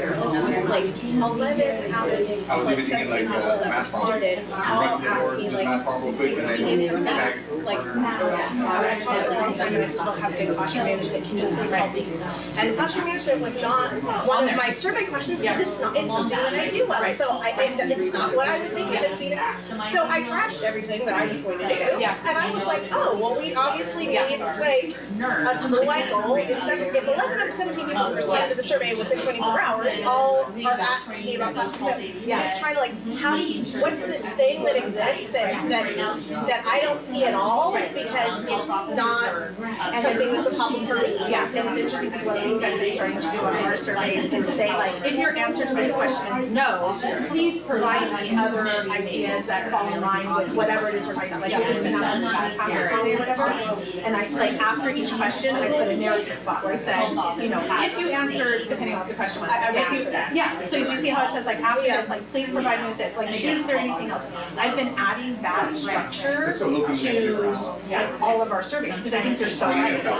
Sometimes I've missed the mark completely, and they're like, you haven't even. The survey doesn't even talk about what my need is. So I have strong feelings about that. I have strong to that. Alignment. I think right now our strong feelings, and I'm not sure we're not. About it. I don't. I mean, my guess is we're not going with a no backpack. That's come up several times from parents asking for a no backpack, especially parents around fear. What I think it could lead to is number one, those parents who have brought it forward repeatedly feel like we're at least taking some of that into consideration. Number one. Number two, I think it could be worked into a plan where if your child has multiple incidences of objects which are not acceptable at school, that can be one of those consequences. Like you're having loss of privilege. So it's more about that and having the data to be able to say it's been a lot at our elementary school where because so many of our invitation firearms and backpacks, parents are saying like don't bring back. So at the middle school, we did that last week of no backpacks, and a few parents came and said like that was great. Like I felt safer.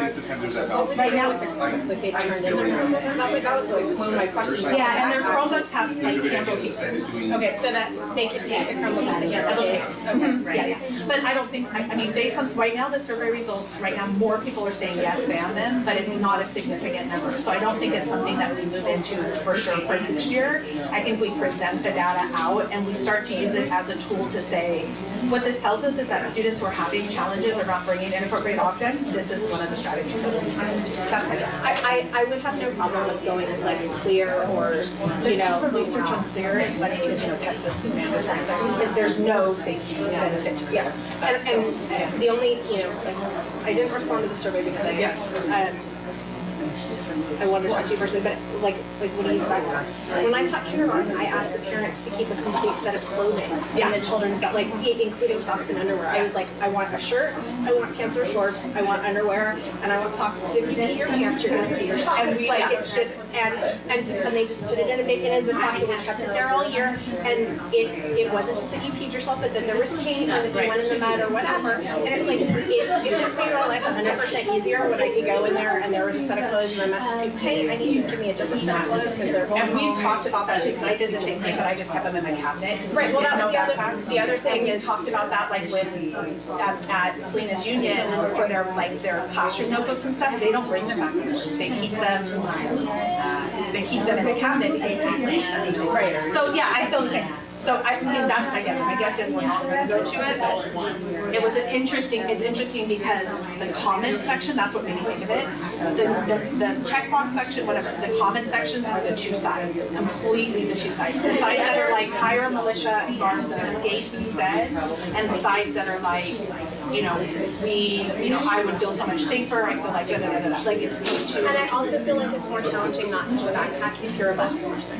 True. Because holding your stuff on the bus is a much bigger pain in the butt than it is like when you're just immediately leaving school And it's interesting, one of the things that was interesting to me, I'm curious to probably just to share with results of y'all, is that most parents said that they don't use their backpack for much of anything other than like a lunch because most of everything's on their phone. Anyway, it's an interesting survey. Okay, so employee wellness. What about also under employee wellness? You know what we also have in our employee wellness is access our care solids, which in our employee access programs. What is the EAP? But I also I've had to supplement my ability to do the sitting on the back burner. LA Unified years ago did and all the resources for employees, including how Mountain West does mortgages for students. That was exactly what was about to come out of my mouth was like on my computer, and it just keeps getting. Well, I thought it was like when you did like the loan for people. I mean, I think, talking about people's available resources. Wellness packet or employee wellness access or we can work. That's right. And I don't know what CTA offers. I know CFT has like a permanent person in the state that just does like what you get as a member, and that person will come and do workshops for you. You just have to schedule the person to come. And so it's helpful. I can get cheaper tickets at Disneyland. You know what I mean? Like there's just a lot of stuff that people don't know. But like a lot of people didn't know. Well, start trying to do it right, and then How much more time do you want to give them? What time are we done? 12. So maybe like 10, 15 minutes. But like a lot of people didn't. So we're gonna go about, how are you guys are done? Okay. 5 more minutes? No, 5 minutes, 5 minutes. 5 minutes. We're done, Summer. We're not.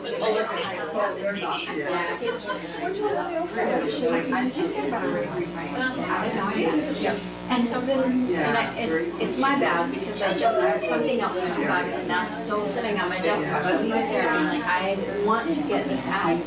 Under professional learning, I would like to have something around one of our, and it's interesting that it's with employee wellness, and I don't know if it's a goal or if it's there, but something around the fact that we want to make professional development, I'm going to say it, don't write it, like comfortable, inviting, right? Like we don't want people sitting on cafeteria benches for 8 hours listening. It's like, right, we want professional learning to be, I want it tied to employee wellness in the sense that like we said, we're finding a location where people can sit, or we're bringing in tables and chairs so people can be there, and we're expanding it. So like we're expanding our professional learning opportunities.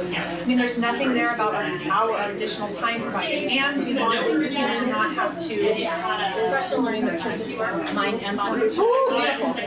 If we say it out loud, then it'll come together. As a person who doesn't sit, like it's always an issue. Like I take a career where you don't sit, Right. Because I can't sit, and then they go and make me sit. So I have to call A to Z today because I'm like, I'm the one that you're supporting the with. Yeah, because I created this model on purpose. do we get water just right in that dispenser? There's cups right there. Add multiple modalities. And then I feel like there's too many here. Look at how many is here. Well, are there any that should be? So this is additional funding sources continue to be exploited. I think that's what I wanted to know how to do. I don't like exploited, because exploited to me feels like a negative, like you exploit somebody. I know that's not the connotation in this. Additional funding sources explored. Additional funding can be exploited. Additional funding sources utilized. I like utilized. Girl, I created these. No, I know, and I just, okay, so additional funding sources can be used for, and can we say continue to be used and sought after, do you know what I mean? Because, because all these grants that we're going for. Agreed. Can we add community students, comma staff slash, or family? Staff, family.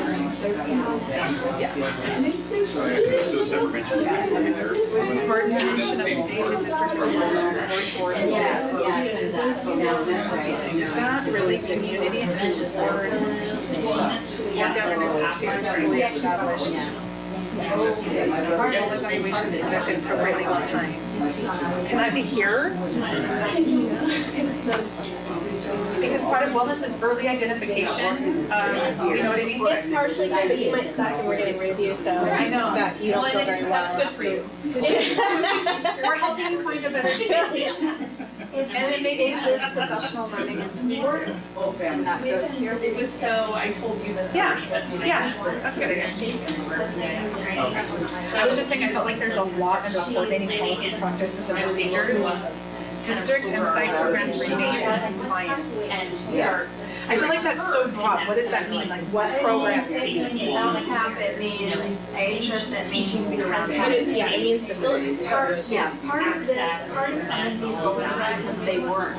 But can we say, is some of this really embedded in some of this other stuff we're doing already? Do you see what I'm saying? District and site programs and compliance. So we talked about facilities being compliance. We're talking about these pieces there. I still feel like it needs All teacher assignments are in. Is that district? But can it be district, site, and this could be community engagement. that's what I was wondering. And they've had it their whole life. Is this here? Oh, well, Because it's basically like meeting their needs, right? So like you're not teaching a subject area in which you're not okay with us. If we modify it, so all teacher assignments are compliant. Well, if this is professional learning and support, then this is kind of here. Because I didn't pick a place where you need to know what you're doing to start out with. Okay, so then that would use those get a smartwatch or cell phone. And it's then we change, this is. I think it could go. It doesn't necessarily have to be training schedule. Yeah, maybe take out PLC plus. I'm just gonna take this out, establish and implement a teaching schedule. No way around it. Continue to go to the light. And it's true, doesn't make it sound.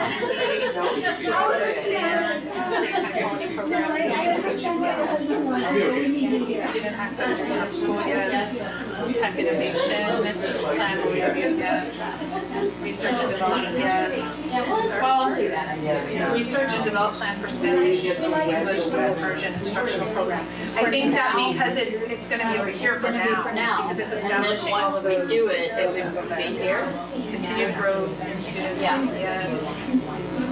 Students should grow. English language learners, yes. Health services, yes, yes. And you want them to change to here to.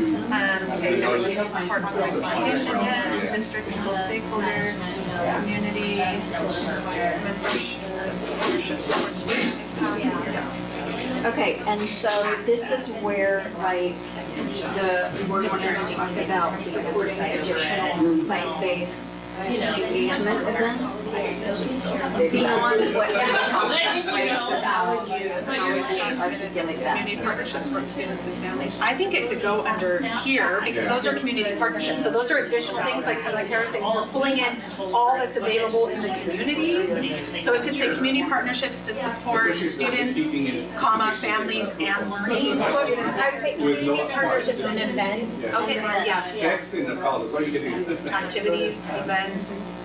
I would say Activities or events? activities because they can be, yeah. Because like if you Even do it, things like the dance classes that you Right, do. yeah. The heart to support students and families. Do we want to do like an including? Community partnerships and activities, no, to support student and family engagement and student-family learning and engagement. Students and family. All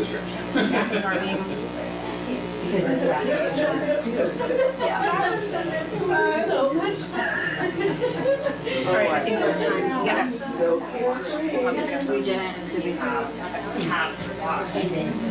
So I think they should staple, I think they should staple their, or they should put them on top of their headings. And if they go in multiple, just have them right at the bottom of it, that they feel like it's under multiple. Yeah, there was one kiddo in my daughter's class. Okay, we still have like 51 minutes. And that's all that's No, because there's stuff on the agenda we haven't gotten to. Yes. And people might need a break right now. Probably, yeah.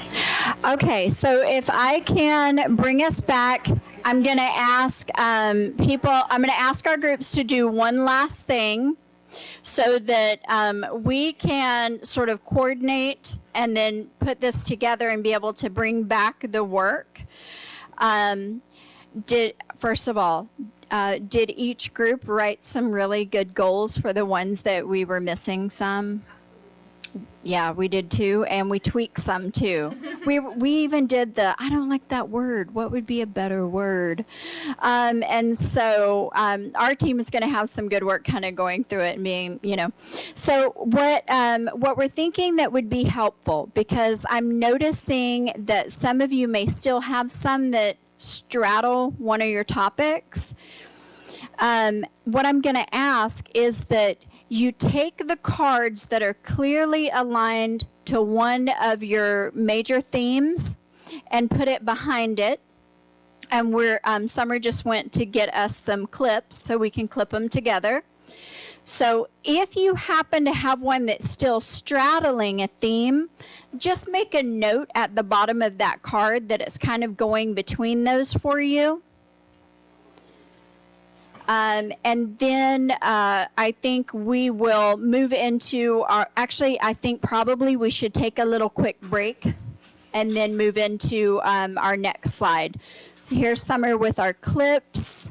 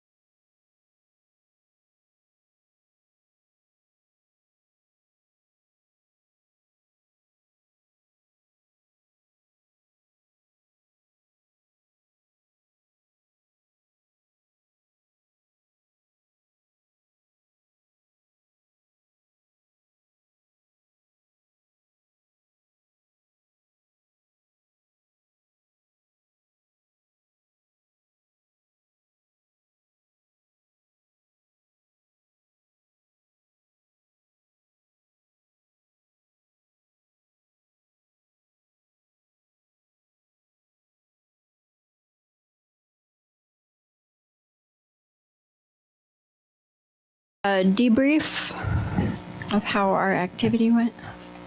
Sure. Anybody want to go? So that was fun. Our group, went ahead, and I think all of our groups were kind of in sync. And I told Donna, I'm mad at you because I had told her, what if? And she's like, yeah. And then when Summer, I'm all, so you waited till Dr. Summer Smith said it, and then you said, yeah. It's like, but that was, it was so much fun. I think we were all in sync where we saw how, two of them could become one, or, and change things around. And on some of them, I think it was like, I don't like that. Some of them, we don't have those objections. So we start, not objections, goals. And then we started writing some down. So, it was fun. It was something good, and for us to actually not just see it, hear it, but actually, as board members, get to play a part of it. That was fun for me. I really appreciated working with Summer and Melissa, that we were able to sort of take this amorphous, we have a concern about X, and then pick it apart to be like, how do we turn this sort of amorphous concern into a discrete goal? And that was really powerful, I thought. We did a lot of, let me say this, don't write it down yet. Don't write it down yet. Let me say it. I like the interaction and how we added, subtracted, put together, collaborated, actually talked it through. It wasn't just something that, we just threw out there. It was something that was really, thought about, and it worked out good. Yeah, I think it was a good first step. I think it's kind of, we kind of see how things fit and don't fit within our district, and then how we're also working on things, but some of the goals aren't identified, but we're already doing the work. So I think that was kind of good to see. And then also, I think it was good to talk it out versus kind of, I guess, how you're seeing just sitting here and kind of getting the information. So. Thanks. That was kind of our vision. We were like, because it's real easy. And I think initially when we did our goals, a lot of them, we were codifying goals that we knew we had, right? We knew we were working on these things. Let's get them down so people see them. And we talked out a couple more and added to our list and what that would be. But really getting into the process of, I think what you have to do is what Sarah said. You have to talk about, well, here's a known issue that we have.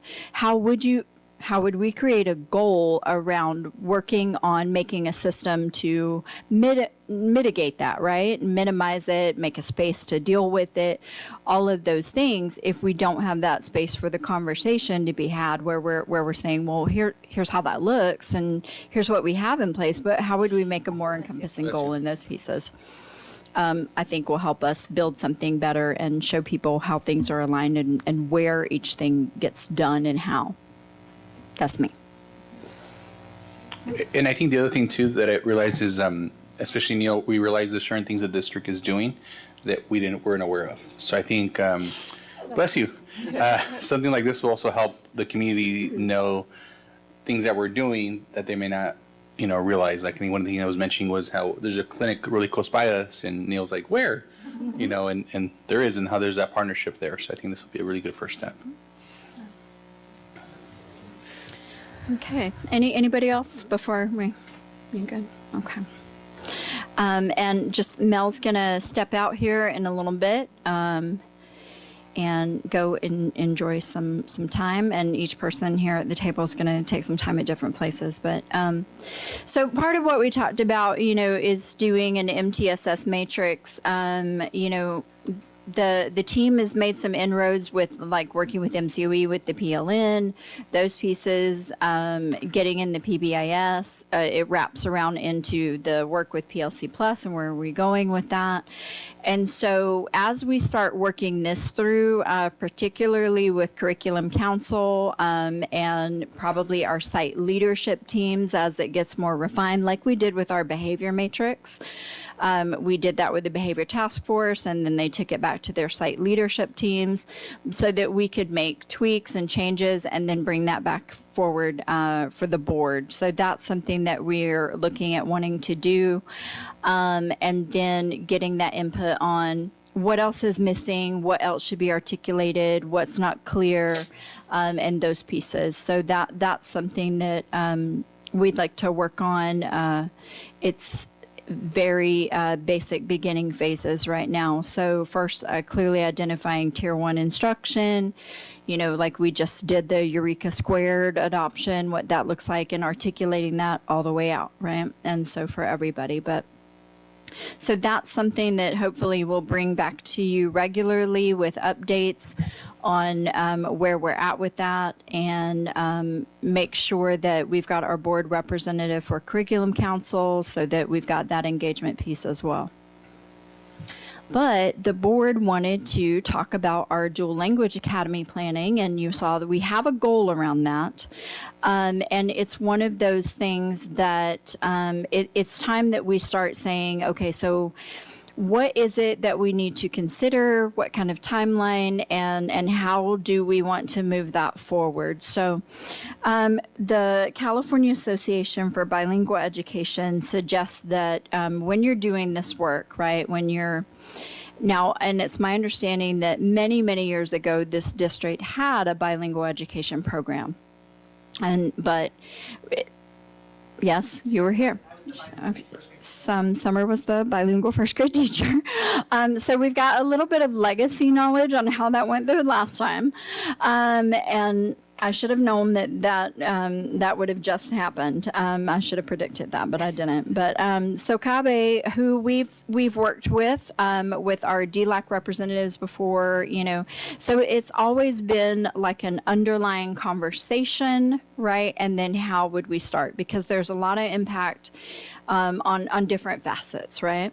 So Kabe suggests that we establish a dual language team with stakeholder representatives. So that would be board representatives, teachers, classified, parents, students maybe, and those pieces, so that's going to be like our committee who's doing a lot of the research, putting together suggestions for the board and recommendations so that as we bring it forward, right, as a plan.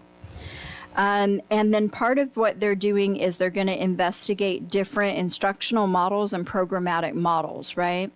Because there's different types of bilingual programs, there's different ways of implementing and those things, and each of those comes with a certain amount of knowledge around success and not success, right, and challenges. And so our goal would, of course, to be research programs that have great results, take those things that are great, bring those in. So look not just at our close neighbors, our distant neighbors, nationally, internationally, what does that look like, and how could we do that, right? Then you're developing your action plan. So you're looking at your funding, your timelines, staffing impacts, facilities. What instructional materials are you going to use, right, to fit into that model? Identifying measures of success, and then, of course, you got to recruit staff and students, right? So it's a process. And where we would start it, how we would start it, it's not something that you can just be like, let's start a bilingual classroom, because that means potentially if you don't have an open classroom, you're transitioning a staff member's position into a bilingual position. So it might mean you're now adjusting staffing, right? And you're impacting that. Because not everyone, of course, has that credential or desire to be a bilingual teacher. So it might mean you're transitioning an English-only staff position into a bilingual staff position. So the more forward planning you can be about it, the better. But so in terms of what are we envisioning And then maybe we can backwards map on that, I think. Can I just add something to that? So I think what's really different about what we're talking about here versus what we had here is what we had is a bilingual program, which is a very different program than a dual language program, right? They're very different programs. And so, just for any of the community listening, that my understanding is we're not looking at going to bilingual education, we're looking at going to dual language programming. And so part of the reason that is such a high impact on staff, especially like you were saying, is that in a dual language program, what you're looking at is a teacher who's designated for Spanish instruction. And that teacher who's designated to be the Spanish instructor has to have a very high academic level of Spanish. And the successful programs that we've seen across California are programs in which, that teacher who's the designated Spanish teacher is always speaking Spanish. That is it. Versus in a bilingual program, I did my instruction in Spanish, then part of my day was in English. As we did that, we communicated in both languages as the teacher. In those high quality dual language programs, the students don't hear that Spanish teacher speaking English. That's it. That Spanish teacher is speaking Spanish. And so it's just a very different structure. And what we know is that dual language programs help create bilingual, biliterate students. And so it's not going back to kind of what we had, which wasn't as effective as I would have loved for it to be, right? Even as the teacher in that program. We didn't have access to materials at that time in the same way. There didn't have a structure at that time.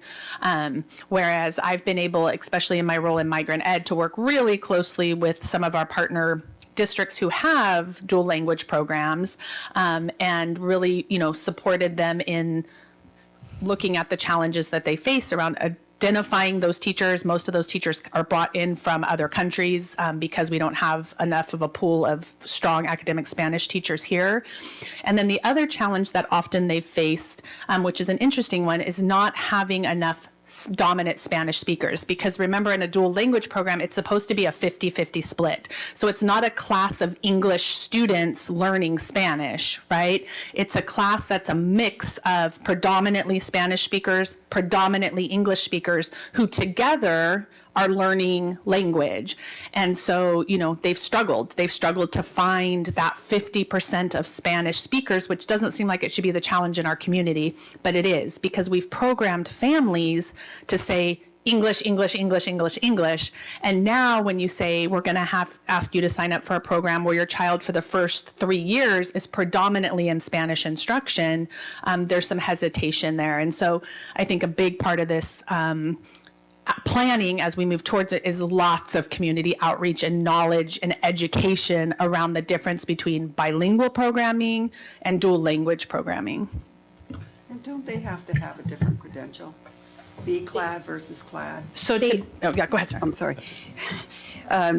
Don't they have to have a different credential or B-clad? Yes and no. I mean, I taught in a dual language program. I was the person who was in English all day, and then my partner was in Spanish all day. And you do have to have a B-clad, but as Summer was saying, just having a B-clad is not really enough. You need to have people who have university level Spanish, and you can pass the B-clad exam in Spanish in California and not really have university level Spanish. So that was one of the things that we talked about in the program that I was working in, is how can we make sure that these children are getting somebody who has university level Spanish for their Spanish in instruction. And it's possible. You have to focus on it and really acknowledge, what you're going to do and plan it from the beginning. There's good models around here. There's good models nationally, internationally. So just being really strategic about what we're doing. And the other thing that I wanted to say is, I'm obviously really in favor of this. I've been one of the people who's pushed it. But when we're talking about test scores, it's acknowledging that we may get lower test scores in 3rd, 4th, 5th grade, because where the payoffs start to come academically is usually around the 8th grade level. So it's acknowledging, hey, you know what, I'm in this for the long term, and I can deal with lower test scores in the 3rd grade, because what I want is children who have university level language in both English and Spanish by the time I'm done. Yeah.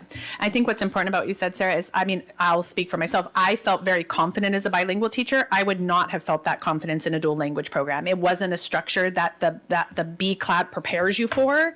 The bilingual teacher pathway is really preparing you for bilingual education. Back in the day, it has changed back in the day. So now, yeah, it's a very different, it's just different. I don't even know. So yes, you have to have a BCLAD, but it's not enough. Yeah. So, Yeah, I'm sorry. okay. Go ahead. I taught bilingual. It was bilingual, not dual immersion. So I did the 90-10 model. And I didn't really like it. It was just a whole different type of, it just wasn't successful. And it didn't do very much good to the children because by the time they were in third grade, they were totally lost. But what I'm thinking is starting the dual language academy, maybe even going to visit a dual language class where we could actually see, you know, how it is, or visiting. Yeah, I think that's a great idea. What I was going to say to what you said is one of the things that made I can only speak for McKinnon because I'm sure it was successful at other sites as well, but that's where, I started at Santa Rita, then McKinnon, is that our kiddos, because there was one bilingual class per grade level, the way it worked out, our kiddos always went to the next teacher, right? So we always knew. So it was me in kindergarten, Maggie Ramirez Rivera in first grade, Kate Dixon in third grade, Maria Rocha in Kate Dixon in second grade, Maria Rocha in third grade. It just went in this pattern, right? So we were able to really work together as a team to say, you're getting this whole group of kids, here's where we're at. You're getting this whole group of kids, here's where you're at.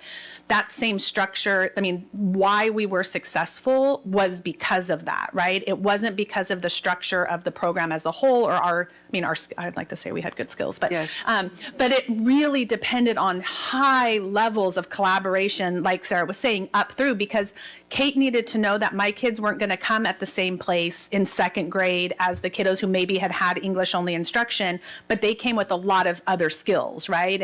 And we used tons of formative assessment to monitor where we were at.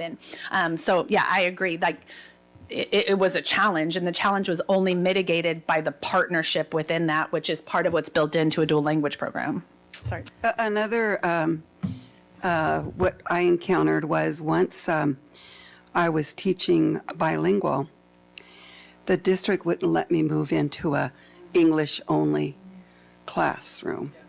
So that was a big drawback for the teacher, because that wasn't a good thing for me, because I kept on asking, you know what, this model is not working. Put me in an English only, you know, and I wasn't afforded that. So anyway. Yeah, so I have, going on a non-educator mindset here, trying to, say how are we going to understand, because I think information for our community, our parents, is going to be super important, because I could totally see how parents are going to come and be like, this is only going to confuse my child. How is it going to benefit them? They know that second language, Spanish, it's all, it's becoming prominent, and a lot of parents do want the child to learn it, but personal experience, I consider myself bilingual, but when I went to the university and took Spanish, I was like, wait a minute, I don't know Spanish, right? Because it's a whole different level. So going off of what you guys are saying, and for parents to understand, I think it's going to be super important for us to educate the community and parents and know, how this is going to work. Because when I was first hearing, I was like, wait, in my head was like, how is this going to work? Saying, okay, this is how it works. It's one teacher teaching 50% of the classroom, all English. The second teacher's teaching it in Spanish. Is it the same lecture on the same day? You know what I mean? Like, things like that for us parents to know and understand how this is going to work and how it's going to benefit our kids and what to expect of it before we just get parents straight saying, no. Because I could say, I speak both languages to my children. However, in my head, it's like, oh, she'll learn Spanish here at home. She'll learn proper English at school, right? So then I think it's just very, very important, once again, that we're very, very open and show how this dual program is going to be beneficial and how it works for that understanding of the community and parents.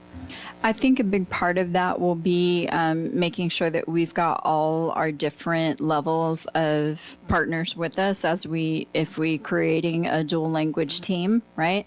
Who's gonna do the research? Who's gonna do the site visits? Make the recommendations, lay out what a timeline looks like. Because following the CABE recommendations for how the process should work if you're trying to make a sustainable program, we're looking at this team doing 2 school years worth of work, including the parent engagement, the answering all the questions, creating the model. How are we recruiting? Where are we recruiting? Getting in the queue to recruit those teachers, along with our neighboring districts who are already recruiting, and doing those pieces. That committee assignment, it's going to be 2 years, right? That we're digging in, we're looking at all of that, and putting it forward to be able to start it effectively. Being able to plan ahead, knowing, identifying where we would start it, though that may not be the end location, right? Like if as we're moving into creating new schools and we have one that, we're going to need to do a community funding source from, that might be the final destination of the dual language academy, right? Because it's going to be district-wide, depending on the size and how it's growing and all of those things. But, and we kind of backwards map that, and it may start at one location. We're starting with primary grades. We're adding a grade as each group matriculates up until we're fully K-8 on this, those kinds of things. But doing that, following their suggestions of how you do the process, and I hate to use this phrase, go slow to go fast, right? But it's one of those that you have to be. You have to be methodical about it, or it's real easy to start something before you're ready to have started it, and it peters out and doesn't work well. But so I guess that's probably our next thing would be like formation of the dual language academy team, right? The dual language team, so that we're gonna do that work. Okay. Yeah, and I was going to ask first what's next steps for that, and then second, I know you mentioned as far as 50% of the class has to be Spanish. How does that work as far as Spanish is spoken at home, or the kid only knows Spanish, or how does that So, the recommendation, and so what I was going to say is that we don't have to there's tons of research on the most effective ways of doing this, right? Like it's been researched now for 30 years. And so what the research says is that you want 50% of your class in an ideal world whose predominant language is Spanish. Or whatever the other language is, right? That would be predominantly like at home? It means at home. It means like on their home language surveys, on their English learner assessment, like their predominant language is Spanish. Now, your English population may have some base skill in Spanish, but what you want is language models on both sides, right? Because that's why it's called a dual language program. So there's modeling of both languages, because students are encouraged and it's not that like 50% it's not that the teachers are teaching within the same classroom. So similar to what you heard Elba say, in some of the most effective models, starting in kindergarten, 90% of their day is in Spanish. That's the Spanish is happening. So students are being instructed fully in Spanish. 90% of their day is in Spanish. That 10% is English language development, even for those English language learners. And so that Spanish teacher is really teaching every area in Spanish. Then it transitions into first grade. They do an 80-20.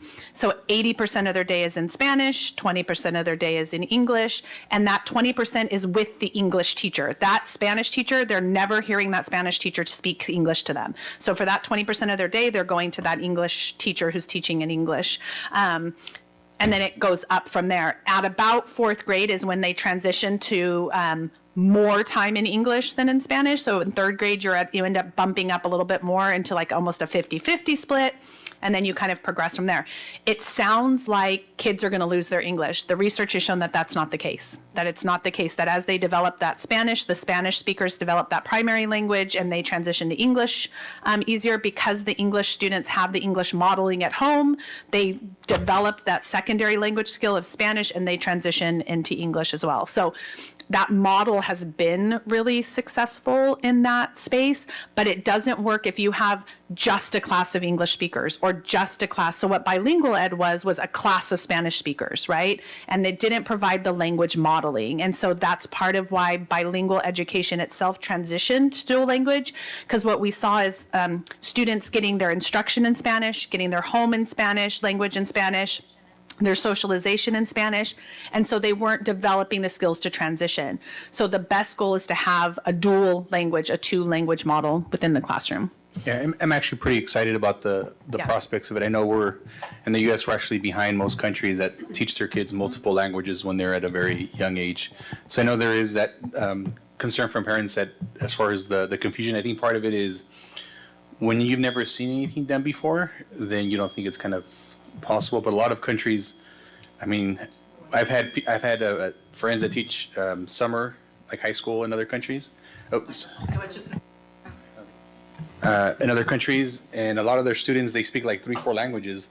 And it's actually our countries. Yeah. That's our community if we think about it. Yeah. What did we just have last, board meeting?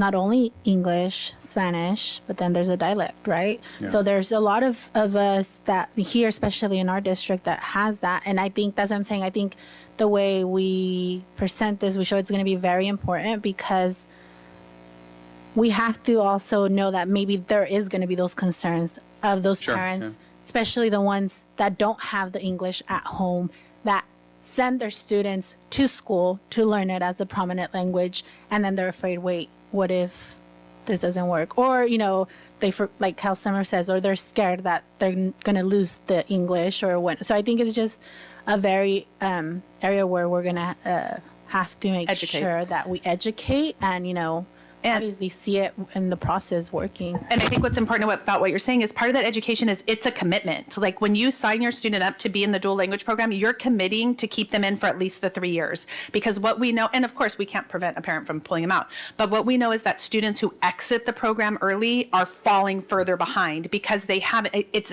a very clear structure. So it's not like I can say, I want to send you to the dual language program for kinder and first, and then I'm going to put you in English only. It doesn't work, right? Because they haven't yet develop those foundational skills in English because that's not the structure of the program. And so it's helping parents to understand, like there is a commitment piece of it that goes along with this in that role. And so, I think that's an important part.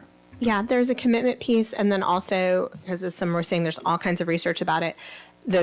One of the things that these programs typically do is that you usually have a huge amount of engagement with the family because the families have the comfort of knowing all kinds of staff people that speak whatever language that they're in. So even if, like, as I said, I taught in English all day, but they knew that they could go to my partner, either as a 4th or 5th grade parent who could talk to them. And then she and I would talk to each other. Hey, how can we better serve this kid? So just immediately knowing that you have all these staff members that you have access to, just a huge comfort level for families. And I just want to add one more thing based on what Sarah said and what Jacob said is that one of what the research has shown as well is that one of the big differences between the U.S. and other country where children are, well, 2 pieces. Number one, we refer to students as English language learners instead of multiple language learners, right? So everything we said basically says you're going to English. And so it's a changing of our vernacular and the way we're saying to families that, they get to high school and we want them to have the seal of biliteracy, but we've referred to them as English language learners all along. And what we want is multi-language learners, right? We want kiddos to come in. And one of the differences with most other countries is that families are also multi-language speakers. So kiddos, my son's in Canada, right? So everybody speaks English and French. So that's just a reality. So in home, kids are hearing English and French, English and French. It's part of the reality. And so here, because we focused on being English language learner, we've said to families historically, speak Spanish at home, we'll teach them English here. Speak Spanish at home, we'll teach them English here. And if we want to create multi-language learners, it means also increasing access to the secondary language for our families. So it means what we've already started, having English classes for our parents, right? I think a couple of you were at our DLAC meeting where I said to the parents, like, okay, it's your turn, come on, let's practice in English, read it out loud to us in English, and putting our parents in that space to be learners alongside their children, because what we want to really create dual language learners is dual language households. We want families who can support that dual language. And so for me, a really important part of this plan will be really looking at how do we create access for our families to the tools they need to become dual language learners themselves. Okay, perfect. So I think our very next step is we'll wait till school starts back up, right? But we'll start our dual language team, and we'll get our representatives, and we'll do that. I know it's the end of June now, but so we'll do it after school starts up in August and start doing the work and digging in. Okay, perfect. Thank you. All right, real quick, we said we would talk about engagement activities, particularly for school sites. We checked in with our principals, and they gave us some examples of things that they did in this last year, or that they usually do. Some of them were on break, so we did the best that we could with getting their activities listed. You'll see a lot of similar kind of activities that we have, where this is beyond just student events, right? There's school dances and things like that are just students, but these are the ones where they're bringing in and inviting families or community for those pieces that they do. These are the things that are outside the designated events for staff that are in the contract. So like back to school night, open house, parent teacher conferences. So those are the three main ones for elementary. And then for middle school, they back to school conferences, promotion, and then one additional adjunct evening event that they'll choose, like a student dance or something like that. And then, so these are the things beyond that. And these would be the things that they would be working with staff on creating, their parent group that they have, volunteer kind of things. Those are the activities that they already kind of have going on for engaging our parents. And then are there specific goals that we want to set around that? And then maybe it's like a goal of how we support that. And so give the board space to kind of, where do we want to go with a goal around family engagement? So one idea is kind of just the brainstorm part of it, is either at a school site or a district, right? I know we did our 150-year celebration, but one idea I had was maybe having an annual district fair. Because I know at the last, when we had the parents we talked about the different multicultural families that we have. And then I know when we try to pass a bond, sometimes there's that community aspect of it. So I think one thing I'm kind of visioning is if we get more community who doesn't have kids anymore, like we have a lot of retirees, but in a way for them to come to our school site would be through like a community fair. A community fair, I mean, kind of like a carnival almost to a point in a way. Because I think if they come to a school site, there's a higher chance of them being engaged whenever we have fundraisers, or whenever we need to pass a bond, or whenever we need volunteers for reading. There's more buy-in from the community. And I'm just thinking long-term also, like with the new school sites that we have to build and stuff like that. So that's one goal, depending on how the board feels, that I like to set up, where we do an annual, I don't know if it'd be a carnival or something like that, where it is resources, but it's a lot of fun stuff, kind of like you would go for a carnival. And I know at the 150-year anniversary, we did a little bit of it, but I'd kind of like to take it to like a little bit higher level, where either we fundraise or subcontract for certain games to get brought. Because I know part of this also is getting the staff to do it can be a challenge, because obviously if we do a big carnival, who's going to run this site? And now they have to be in charge of coming up with the game themselves and stuff. So that's one item that I was thinking of. Jay, can I ask clarification? Are you thinking about that like for each site or district? Like it would be at a school site, or would you like to see more like it's like back in the day, we used to have like a fall festival and then a spring carnival at another site, but it was like the sites were doing them so that it was getting the McKinnon community to McKinnon, the Santa Rita community to Santa Rita. When you say that, what's your vision? I think what I was thinking of, so it wouldn't be so much of a burden on a school site. It would be the district kind of helping facilitate that, but it would be at a rotating site. So for example, 2023, 24, it would be at McKinnon and John Gudea. This is an example. And then the following year, we would rotate the location of it because it also allows the whole Santa Rita community as a whole to see the different school sites as well. That's kind of what I was thinking. So like a larger event like our 150, Correct, right? yeah. Like it would be like for next year, we would use the field here at GV and do it here, right? For the Correct. whole community kind of Correct, thing. yeah. Okay. Yeah, except taking a lot of the games to a little bit higher Yeah. level. Yeah.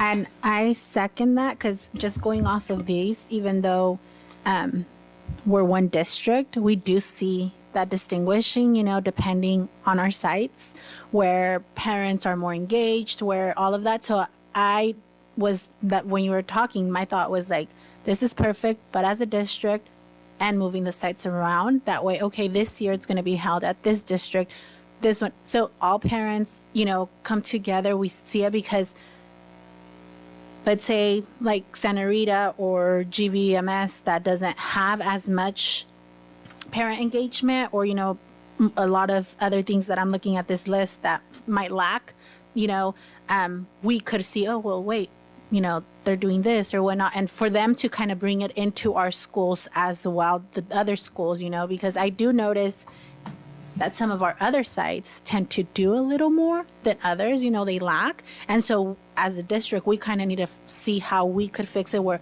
those sites that are lacking more of that involvement or whatnot, I mean, of course, it's going to have to be parent engagement and all that, but how could we support it and make it happen to get there too and have the kids involved and seeing that same energy pouring into it on all our sites. Yeah, and I just have two comments. For some of the ones where you see more, those are sites that have PTAs and PTOs. Sure, I figured, yeah. So those aren't school led; those are PTA and PTO led.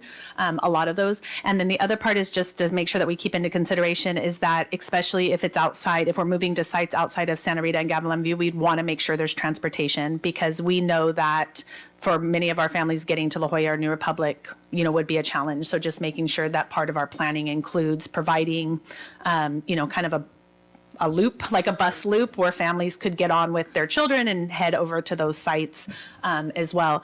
And then I had another clarifying question. They love me in cabinet because I always say I just have one more clarifying question.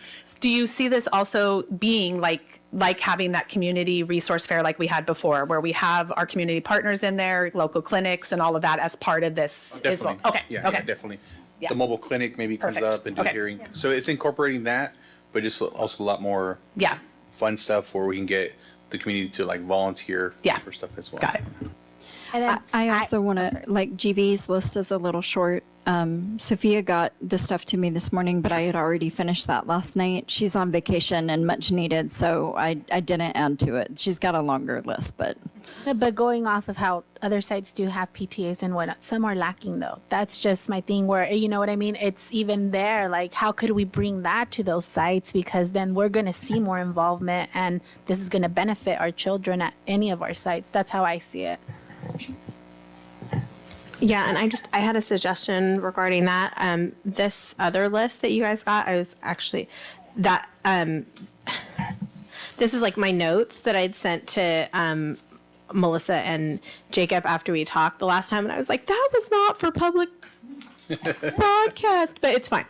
But thinking a suggestion that I have in regards to that, because in places where it's hard to get like a PTA, like permanently going, is to try to set up a couple of, like, say you have like 2 or 3 events that you want to do, and to reach out to a specific grade level and ask like the parents of that grade level, like, hey, we're going to do a family dance this year, and we want to make a tradition that like 2nd, 3rd grade parents are the people who like help decorate or sell food or whatever for the family dance, so that you don't need elected officers around it, kind of thing. And it's a lot easier to sign up for like one activity a year and just sort of know, hey, oh, I can go work like the family dance kind of thing than necessarily that I can commit to coming to, a weekly meeting or a monthly meeting or whatever. So there's ways that you can get people to have it be more accessible to them, that they're able to help. For sure. And I'm sorry, that feeds into our family forum where families were like, we would love to help more. We would love to be there and engage more. And just how do we do that? So I think we can tie a lot of that into that. Yeah, because going off experience, I know when my child was at Santa Rita, a group of parents were like, hey, we want more. What do we do? So we made it happen. There was a dance and we made it. So I see what you're saying and how you're saying it's that engagement and how do they volunteer? How do you get there? But maybe some parents at some sites don't know they could do that, or you know what I mean? And so just getting that information out there for there to be more involvement. Because I really, it's just really dear to me. I went to that school and I see it. I see the lack there. And I really want, to see it in all our sites, not just in certain sites, Yeah, and I feel like people say yes when you ask them by name rather than, you send out a flyer. And it's the kind of thing we can make it more of a point to do that, even in regards to field trips. I remember when we started, we sent the flyer home, but then we started calling each family in English and Spanish and saying, hey, would you be interested in chaperoning the field trip? And I said, I can't go, but I have a college-age child who doesn't work on Thursdays. Can I? Yes. And it totally changed the demographics of the people who felt like they were included, because they were like, yes, we want your grandma to come. Yes, we want your college-age sibling to come. You just, inviting people. And the other item that I kind of see on there that just reminded me, and I'm not sure how much work that takes, is the Read Across America. I've got a chance to participate a couple years. I mean, it's a really great program. And I always think of Santa Rita and La Jolla, I think, because, you invite elected officials, and they come and they read the students, but I think also seeing the kids being able to see these elected officials come to their school.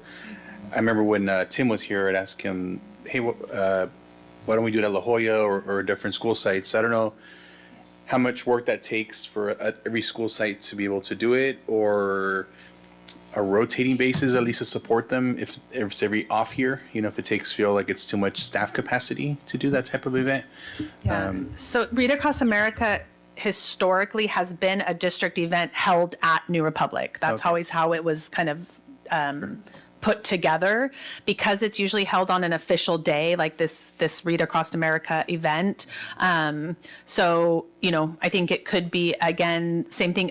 Several of our sites have gone. McKinnon did it this year. They did like a family literacy night that is, of course, not as big as Read Across America. But I think resource-wise, it would be challenging to duplicate at every site. Yeah. But I think it could be I could do better at promoting it as a district event, right? And working with that site to really put it out in that way. And then I think what we could see at other sites is like what McKinnon did for their back to school night, rather than it kind of just being that tradition, not back to school night, open house. I'm like, whatever those ones are. Instead of it just being kind of that traditional open house, because it's at the end of the year, they did it as a family literacy night, and they had huge turnout. And so working with our sites around that, because that's already an established night, that open house. It's also an established tradition that it started with New Republic, and to move it away from New Republic might be a challenge, but it's a district event held at New Republic. And so there might be a better approach would be, can we create a district event, similar, different topic, right? Different area, and support that for our other sites, right? Instead of Read Across America, it is some other event and topic that becomes their tradition to host a district event based on that, right? It's that we've got an event that's a tradition for New Republic to host for the district. Could we instead look at supporting something similar for our other sites, right? A district event hosted by that school. That makes sense. I know you said it's a district event. The same thing you kind of mentioned about the carnival, but do we get a lot of students from other school sites coming to New Republic? I would say we get a lot of students from La Jolla. Okay. We get a lot of students from McKinnon. Because of transportation, we don't necessarily get as many students from Santa Rita, just because transportation is a real barrier. Yeah, right. So it just, I think that's one of the areas for us to look like. Again, if we provided a bus that went from Santa Rita over to New Republic and back, we would have a greater turnout from Santa Rita. Or maybe how Melissa was saying, as far as something different, it's a little bit that'll kind of be more Santa Rita or La Jolla kind of. Definitely. Yeah, so back in the day, again, I feel like the historian. No. Back in the day, what we had is Read Across America was always there, but we had, and I'm like drawing a blank on their name, but it was really Family Science, and this company they're in Silicon Valley. I can't even think of what the name of it is, but they came in, they brought all the materials, they did everything, and then we did Family Science across all of our sites. And it didn't require the teachers, they were welcome to join. But what was fun is that we did it as an activity during the day first. So classes went in and did the activities in the multipurpose room. And then in the evening, then the parents came with students. And so students really got to be the leaders in that because they had already done a lot of those activities. So they got to guide their parents through these activities, and it was really empowering. And it didn't require staff because it was somebody else who came in and put it all together. So it may be something like that where we really look at what are those opportunities that we could have a family science at McKinnon, a family math engagement at, La Jolla, so that there's opportunities in different arenas across. Yeah, I like that because I know there's that fine balance of overburdening the teachers at times because obviously we're trying to institute restorative justice, we're trying to introduce all these other programs where like I'm trying to, kind of balance that out a little bit. And Read Across America over at New Republic, it got so big because of the fact that actually I think it was Tommy and Gail Spencer who started all that. And they're the ones that put in a lot of work, lots and lots of work into that. So I don't know whether we would get that much participation. You'd have to recruit a lot to do it in all the different sites. So, I mean, it's just a lot of work. If you're amenable to like us talking through, if it sounds good to the board to talk through kind of Read Across America stays at New Republic, but we look at bringing some kind of that to our other sites, Right. I think that's doable. I just need like extra 12 hours in the day to, no, I'm just kidding. Definitely. I do think though, because once again, when we go and we're going to see that these areas of these specific sites are missing that. So yes, involvement's there. Yes, we don't want to take away from what that school site did. They worked hard. They're going to feel like, wait, this is what we did. But then again, we're a whole district. Within these districts, you see that breakage. You see, everything on there. So we need to find a way, like Melissa and, Summer said, different sites. Okay, maybe stays there. But then on that day, we could, have something at other sites that are similar like that or when, just because I do think it's very important. It's super important for us to bring it, especially in the areas that are more needed, like here. And so to have something at one site where parents are very involved, economic is a whole difference. And for these children and, parents not seeing that, then I feel like, they might feel they're excluded in some point, even though they are invited, transportation, whatnot. Right. So I do feel that it is important for us to see how we could bring it to all our sites, make it, accessible everywhere, and at a different area, magnitude of it. But regardless, students themselves will be like, oh, this is at my school. And maybe the turnouts, like Alva says, it's not going to be like the one at McKinnon, but yet we have something, and we won't know until we actually put it. Well, and I was just going to add, and I know we're out of time, but one of the, going again back to my role in migrant ed, that one of the important roles that we had is that we worked with districts. So the other reason that families don't show up is not because of just transportation or just because of, it's because it's really intimidating. You get invited to family math and you didn't finish second grade. It's really intimidating. So part of what we did in Migrant Ed, and it's a really good opportunity to partner with like Migrant Ed and some of our other programs, is we pre-taught the activities that were going to happen at those family math nights. So our migrant events leading up to, so we had family math, for example, and we worked with Santa Rita and we said, hey, what's going to be happening at your events? And we pre-taught the skills and activities to our parents, and we saw that we saw their involvement go up, because now that affective filter, that concern disappeared, and they went in knowing what was expected. And so it would be a great opportunity to partner with our community partners to say, here's the plan, here's the activities. They start engaging their families, the migrant families, for example, within Migrant Ed, way ahead of the event. So when the time gets there, they're saying, here you go, like you guys are ready. And we, our parents then served as leaders in those activities. But it takes that collaboration, right? It's not just sending a flyer home. It's really thinking through what's preventing our families from accessing it. All good, thanks. Oh, yes, please. Just really quick. To steer away from the Read Across America, I guess a question is, are most open houses, when we have an open house in each site, is it in the mornings or is it at night? In the evening. Okay, because there were a couple of times where it was in the mornings and the parents couldn't come, and that was when my kids were at New Republic, or my grandkids. So they had it in the morning, and we're like, why is it in the morning? So I just want to make sure that it's taking place in the evening. And I'm talking about not back to school night. I'm talking about open house. Mm-hmm. In the evening. Okay, good. Thank you. Okay. We're gonna, if we're okay, going over just a few minutes. Sure. Donna's got some FEV tutoring updates. Sarah had asked for some information, kind of where we are with that, and she just got all of this from the FEV program. So we thought, let's go ahead and bring it in. Ironically, my meeting was the day after the board meeting for the end of the year summary, and we are finishing up our contract with FEV. So this slide here represents the students that, not the drop-in students, the students that were part of the steady attendance for the in-class or after-school programs that we established. And on the right side, you can see where the California average that the FEV sites were at.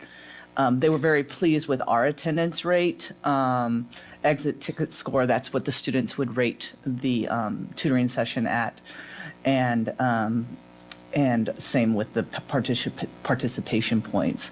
So that kind of just represents a nice comparison to California. It is, though, the steady attendance, not the drop-ins that could come on a periodic schedule.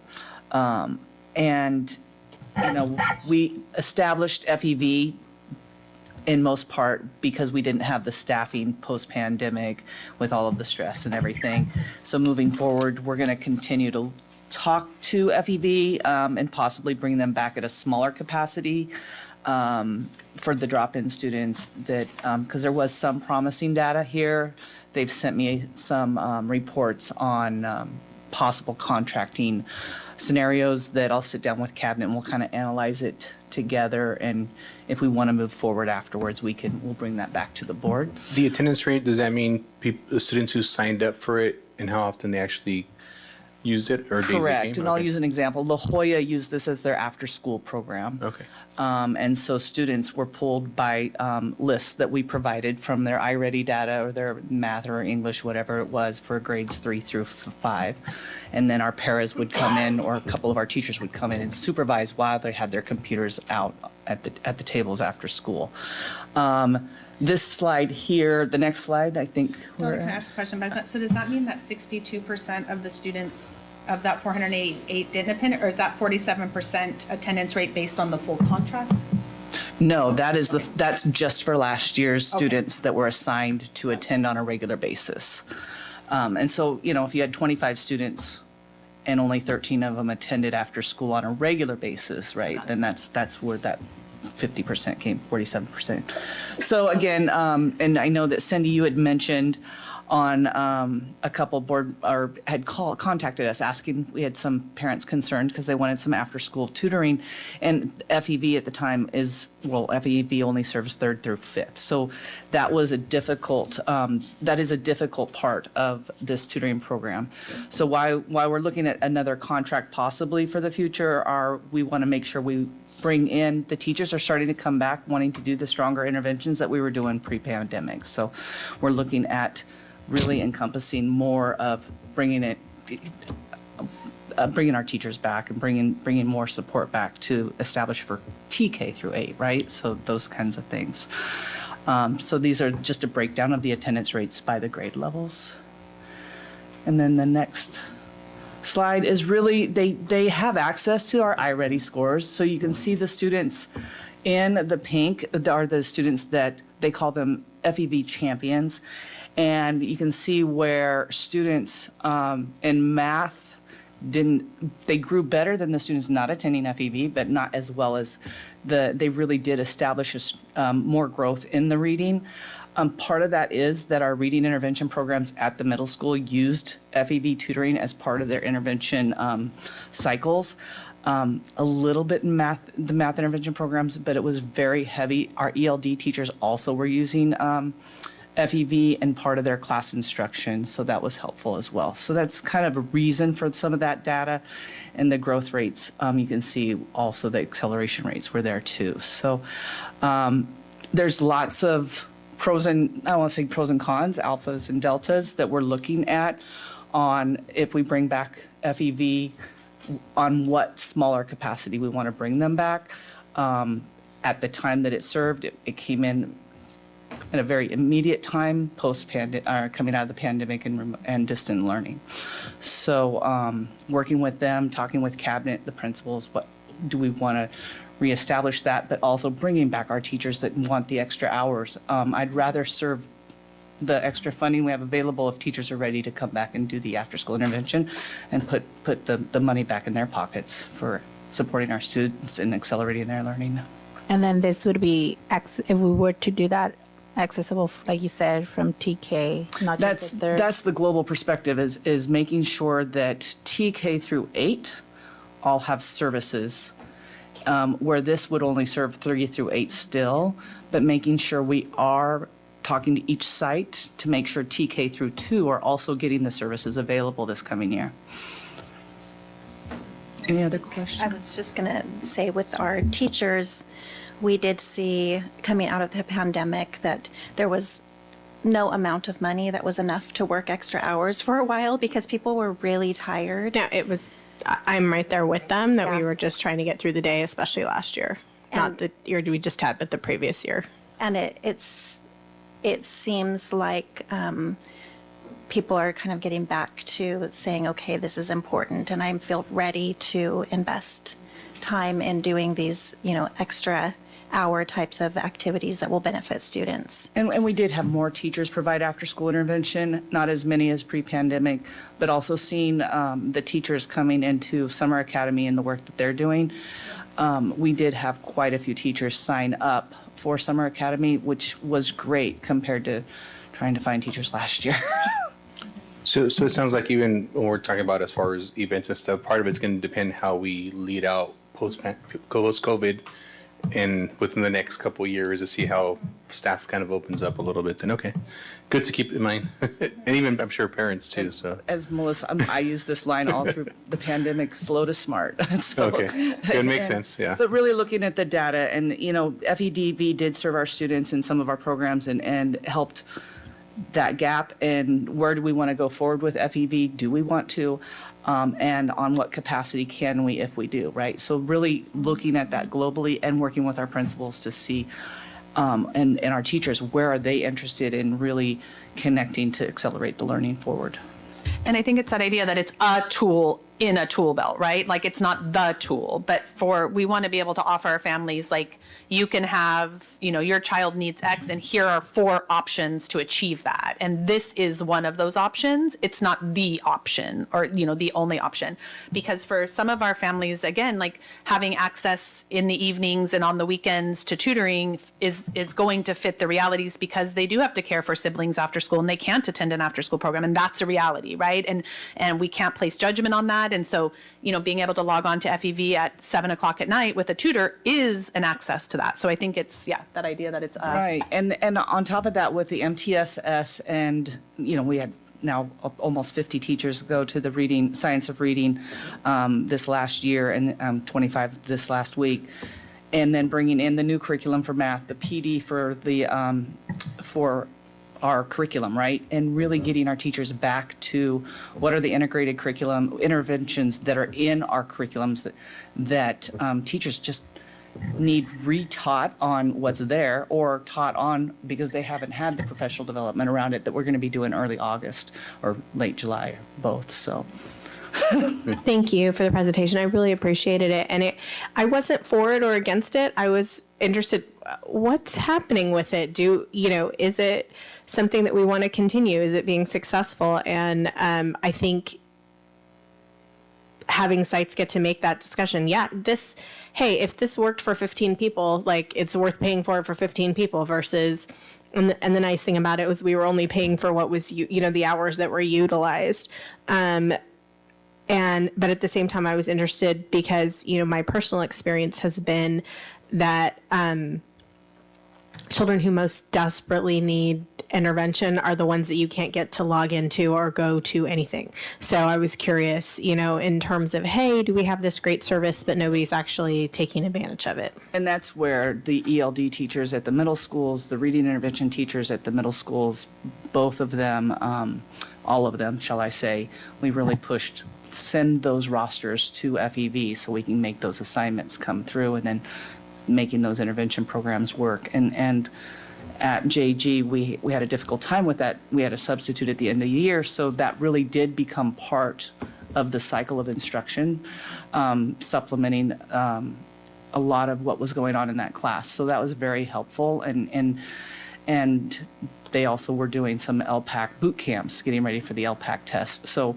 I can see where the reading, it really did accelerate the learning for those that weren't, compared to those that weren't. But again, you can't teach desire, you can't coach motivation, right? It's there if the student wants to do the one-on-one and jump in at 7:00 at night, And then there's those kids that just either don't, or they're babysitting, or they have to do the dishes, or they have to help take care of the family. So we're going to look at the intimate different types of contracts that they've proposed and sit down and look at it and see with the principals when they return and see what they want to do. Some sites did it a little more, each did it a little bit differently. So it was neat to see the different ways that the results came out and how it was utilized. Thanks, Donna. That's it. That's the last one, actually, yeah. Okay, so that finishes item 3.1. So our next regular board meeting is June 28th, which is a few days away. So I just want to say thank you to the directors and Dr. Alderman and obviously the board for coming on a Saturday. It's really important to do this every year. And I think one big takeaway for me also is being able to talk things out and kind of have brains have a weekend to kind of be able to do that and stuff. And then also understanding, obviously staffing capacity, and we're doing things post-COVID, right? So we're still kind of coming out of that and understanding how that's going to impact our being able to take a lot of things into place. So is there any final comments or future agenda items the board has? I just want to say thank you, ladies. Like Jacob said, the directors, it's very nice to see everything that we're doing for our district. And like I said, like I was saying earlier, like we're starting, we're doing something, and we'll see where we get. But we've come a long way of where we were. So it's I'm excited about our future for our district. Okay, with that, can I get a motion to adjourn? I motion to adjourn. 12:60? Second. Okay, roll call. Ms. Lopez? Aye. Ms. Turner? Aye. Ms. Ariano? Aye. Mr. Sandoval? Aye. Motion passes 4-0. Okay, thank you, everybody. Enjoy your weekend.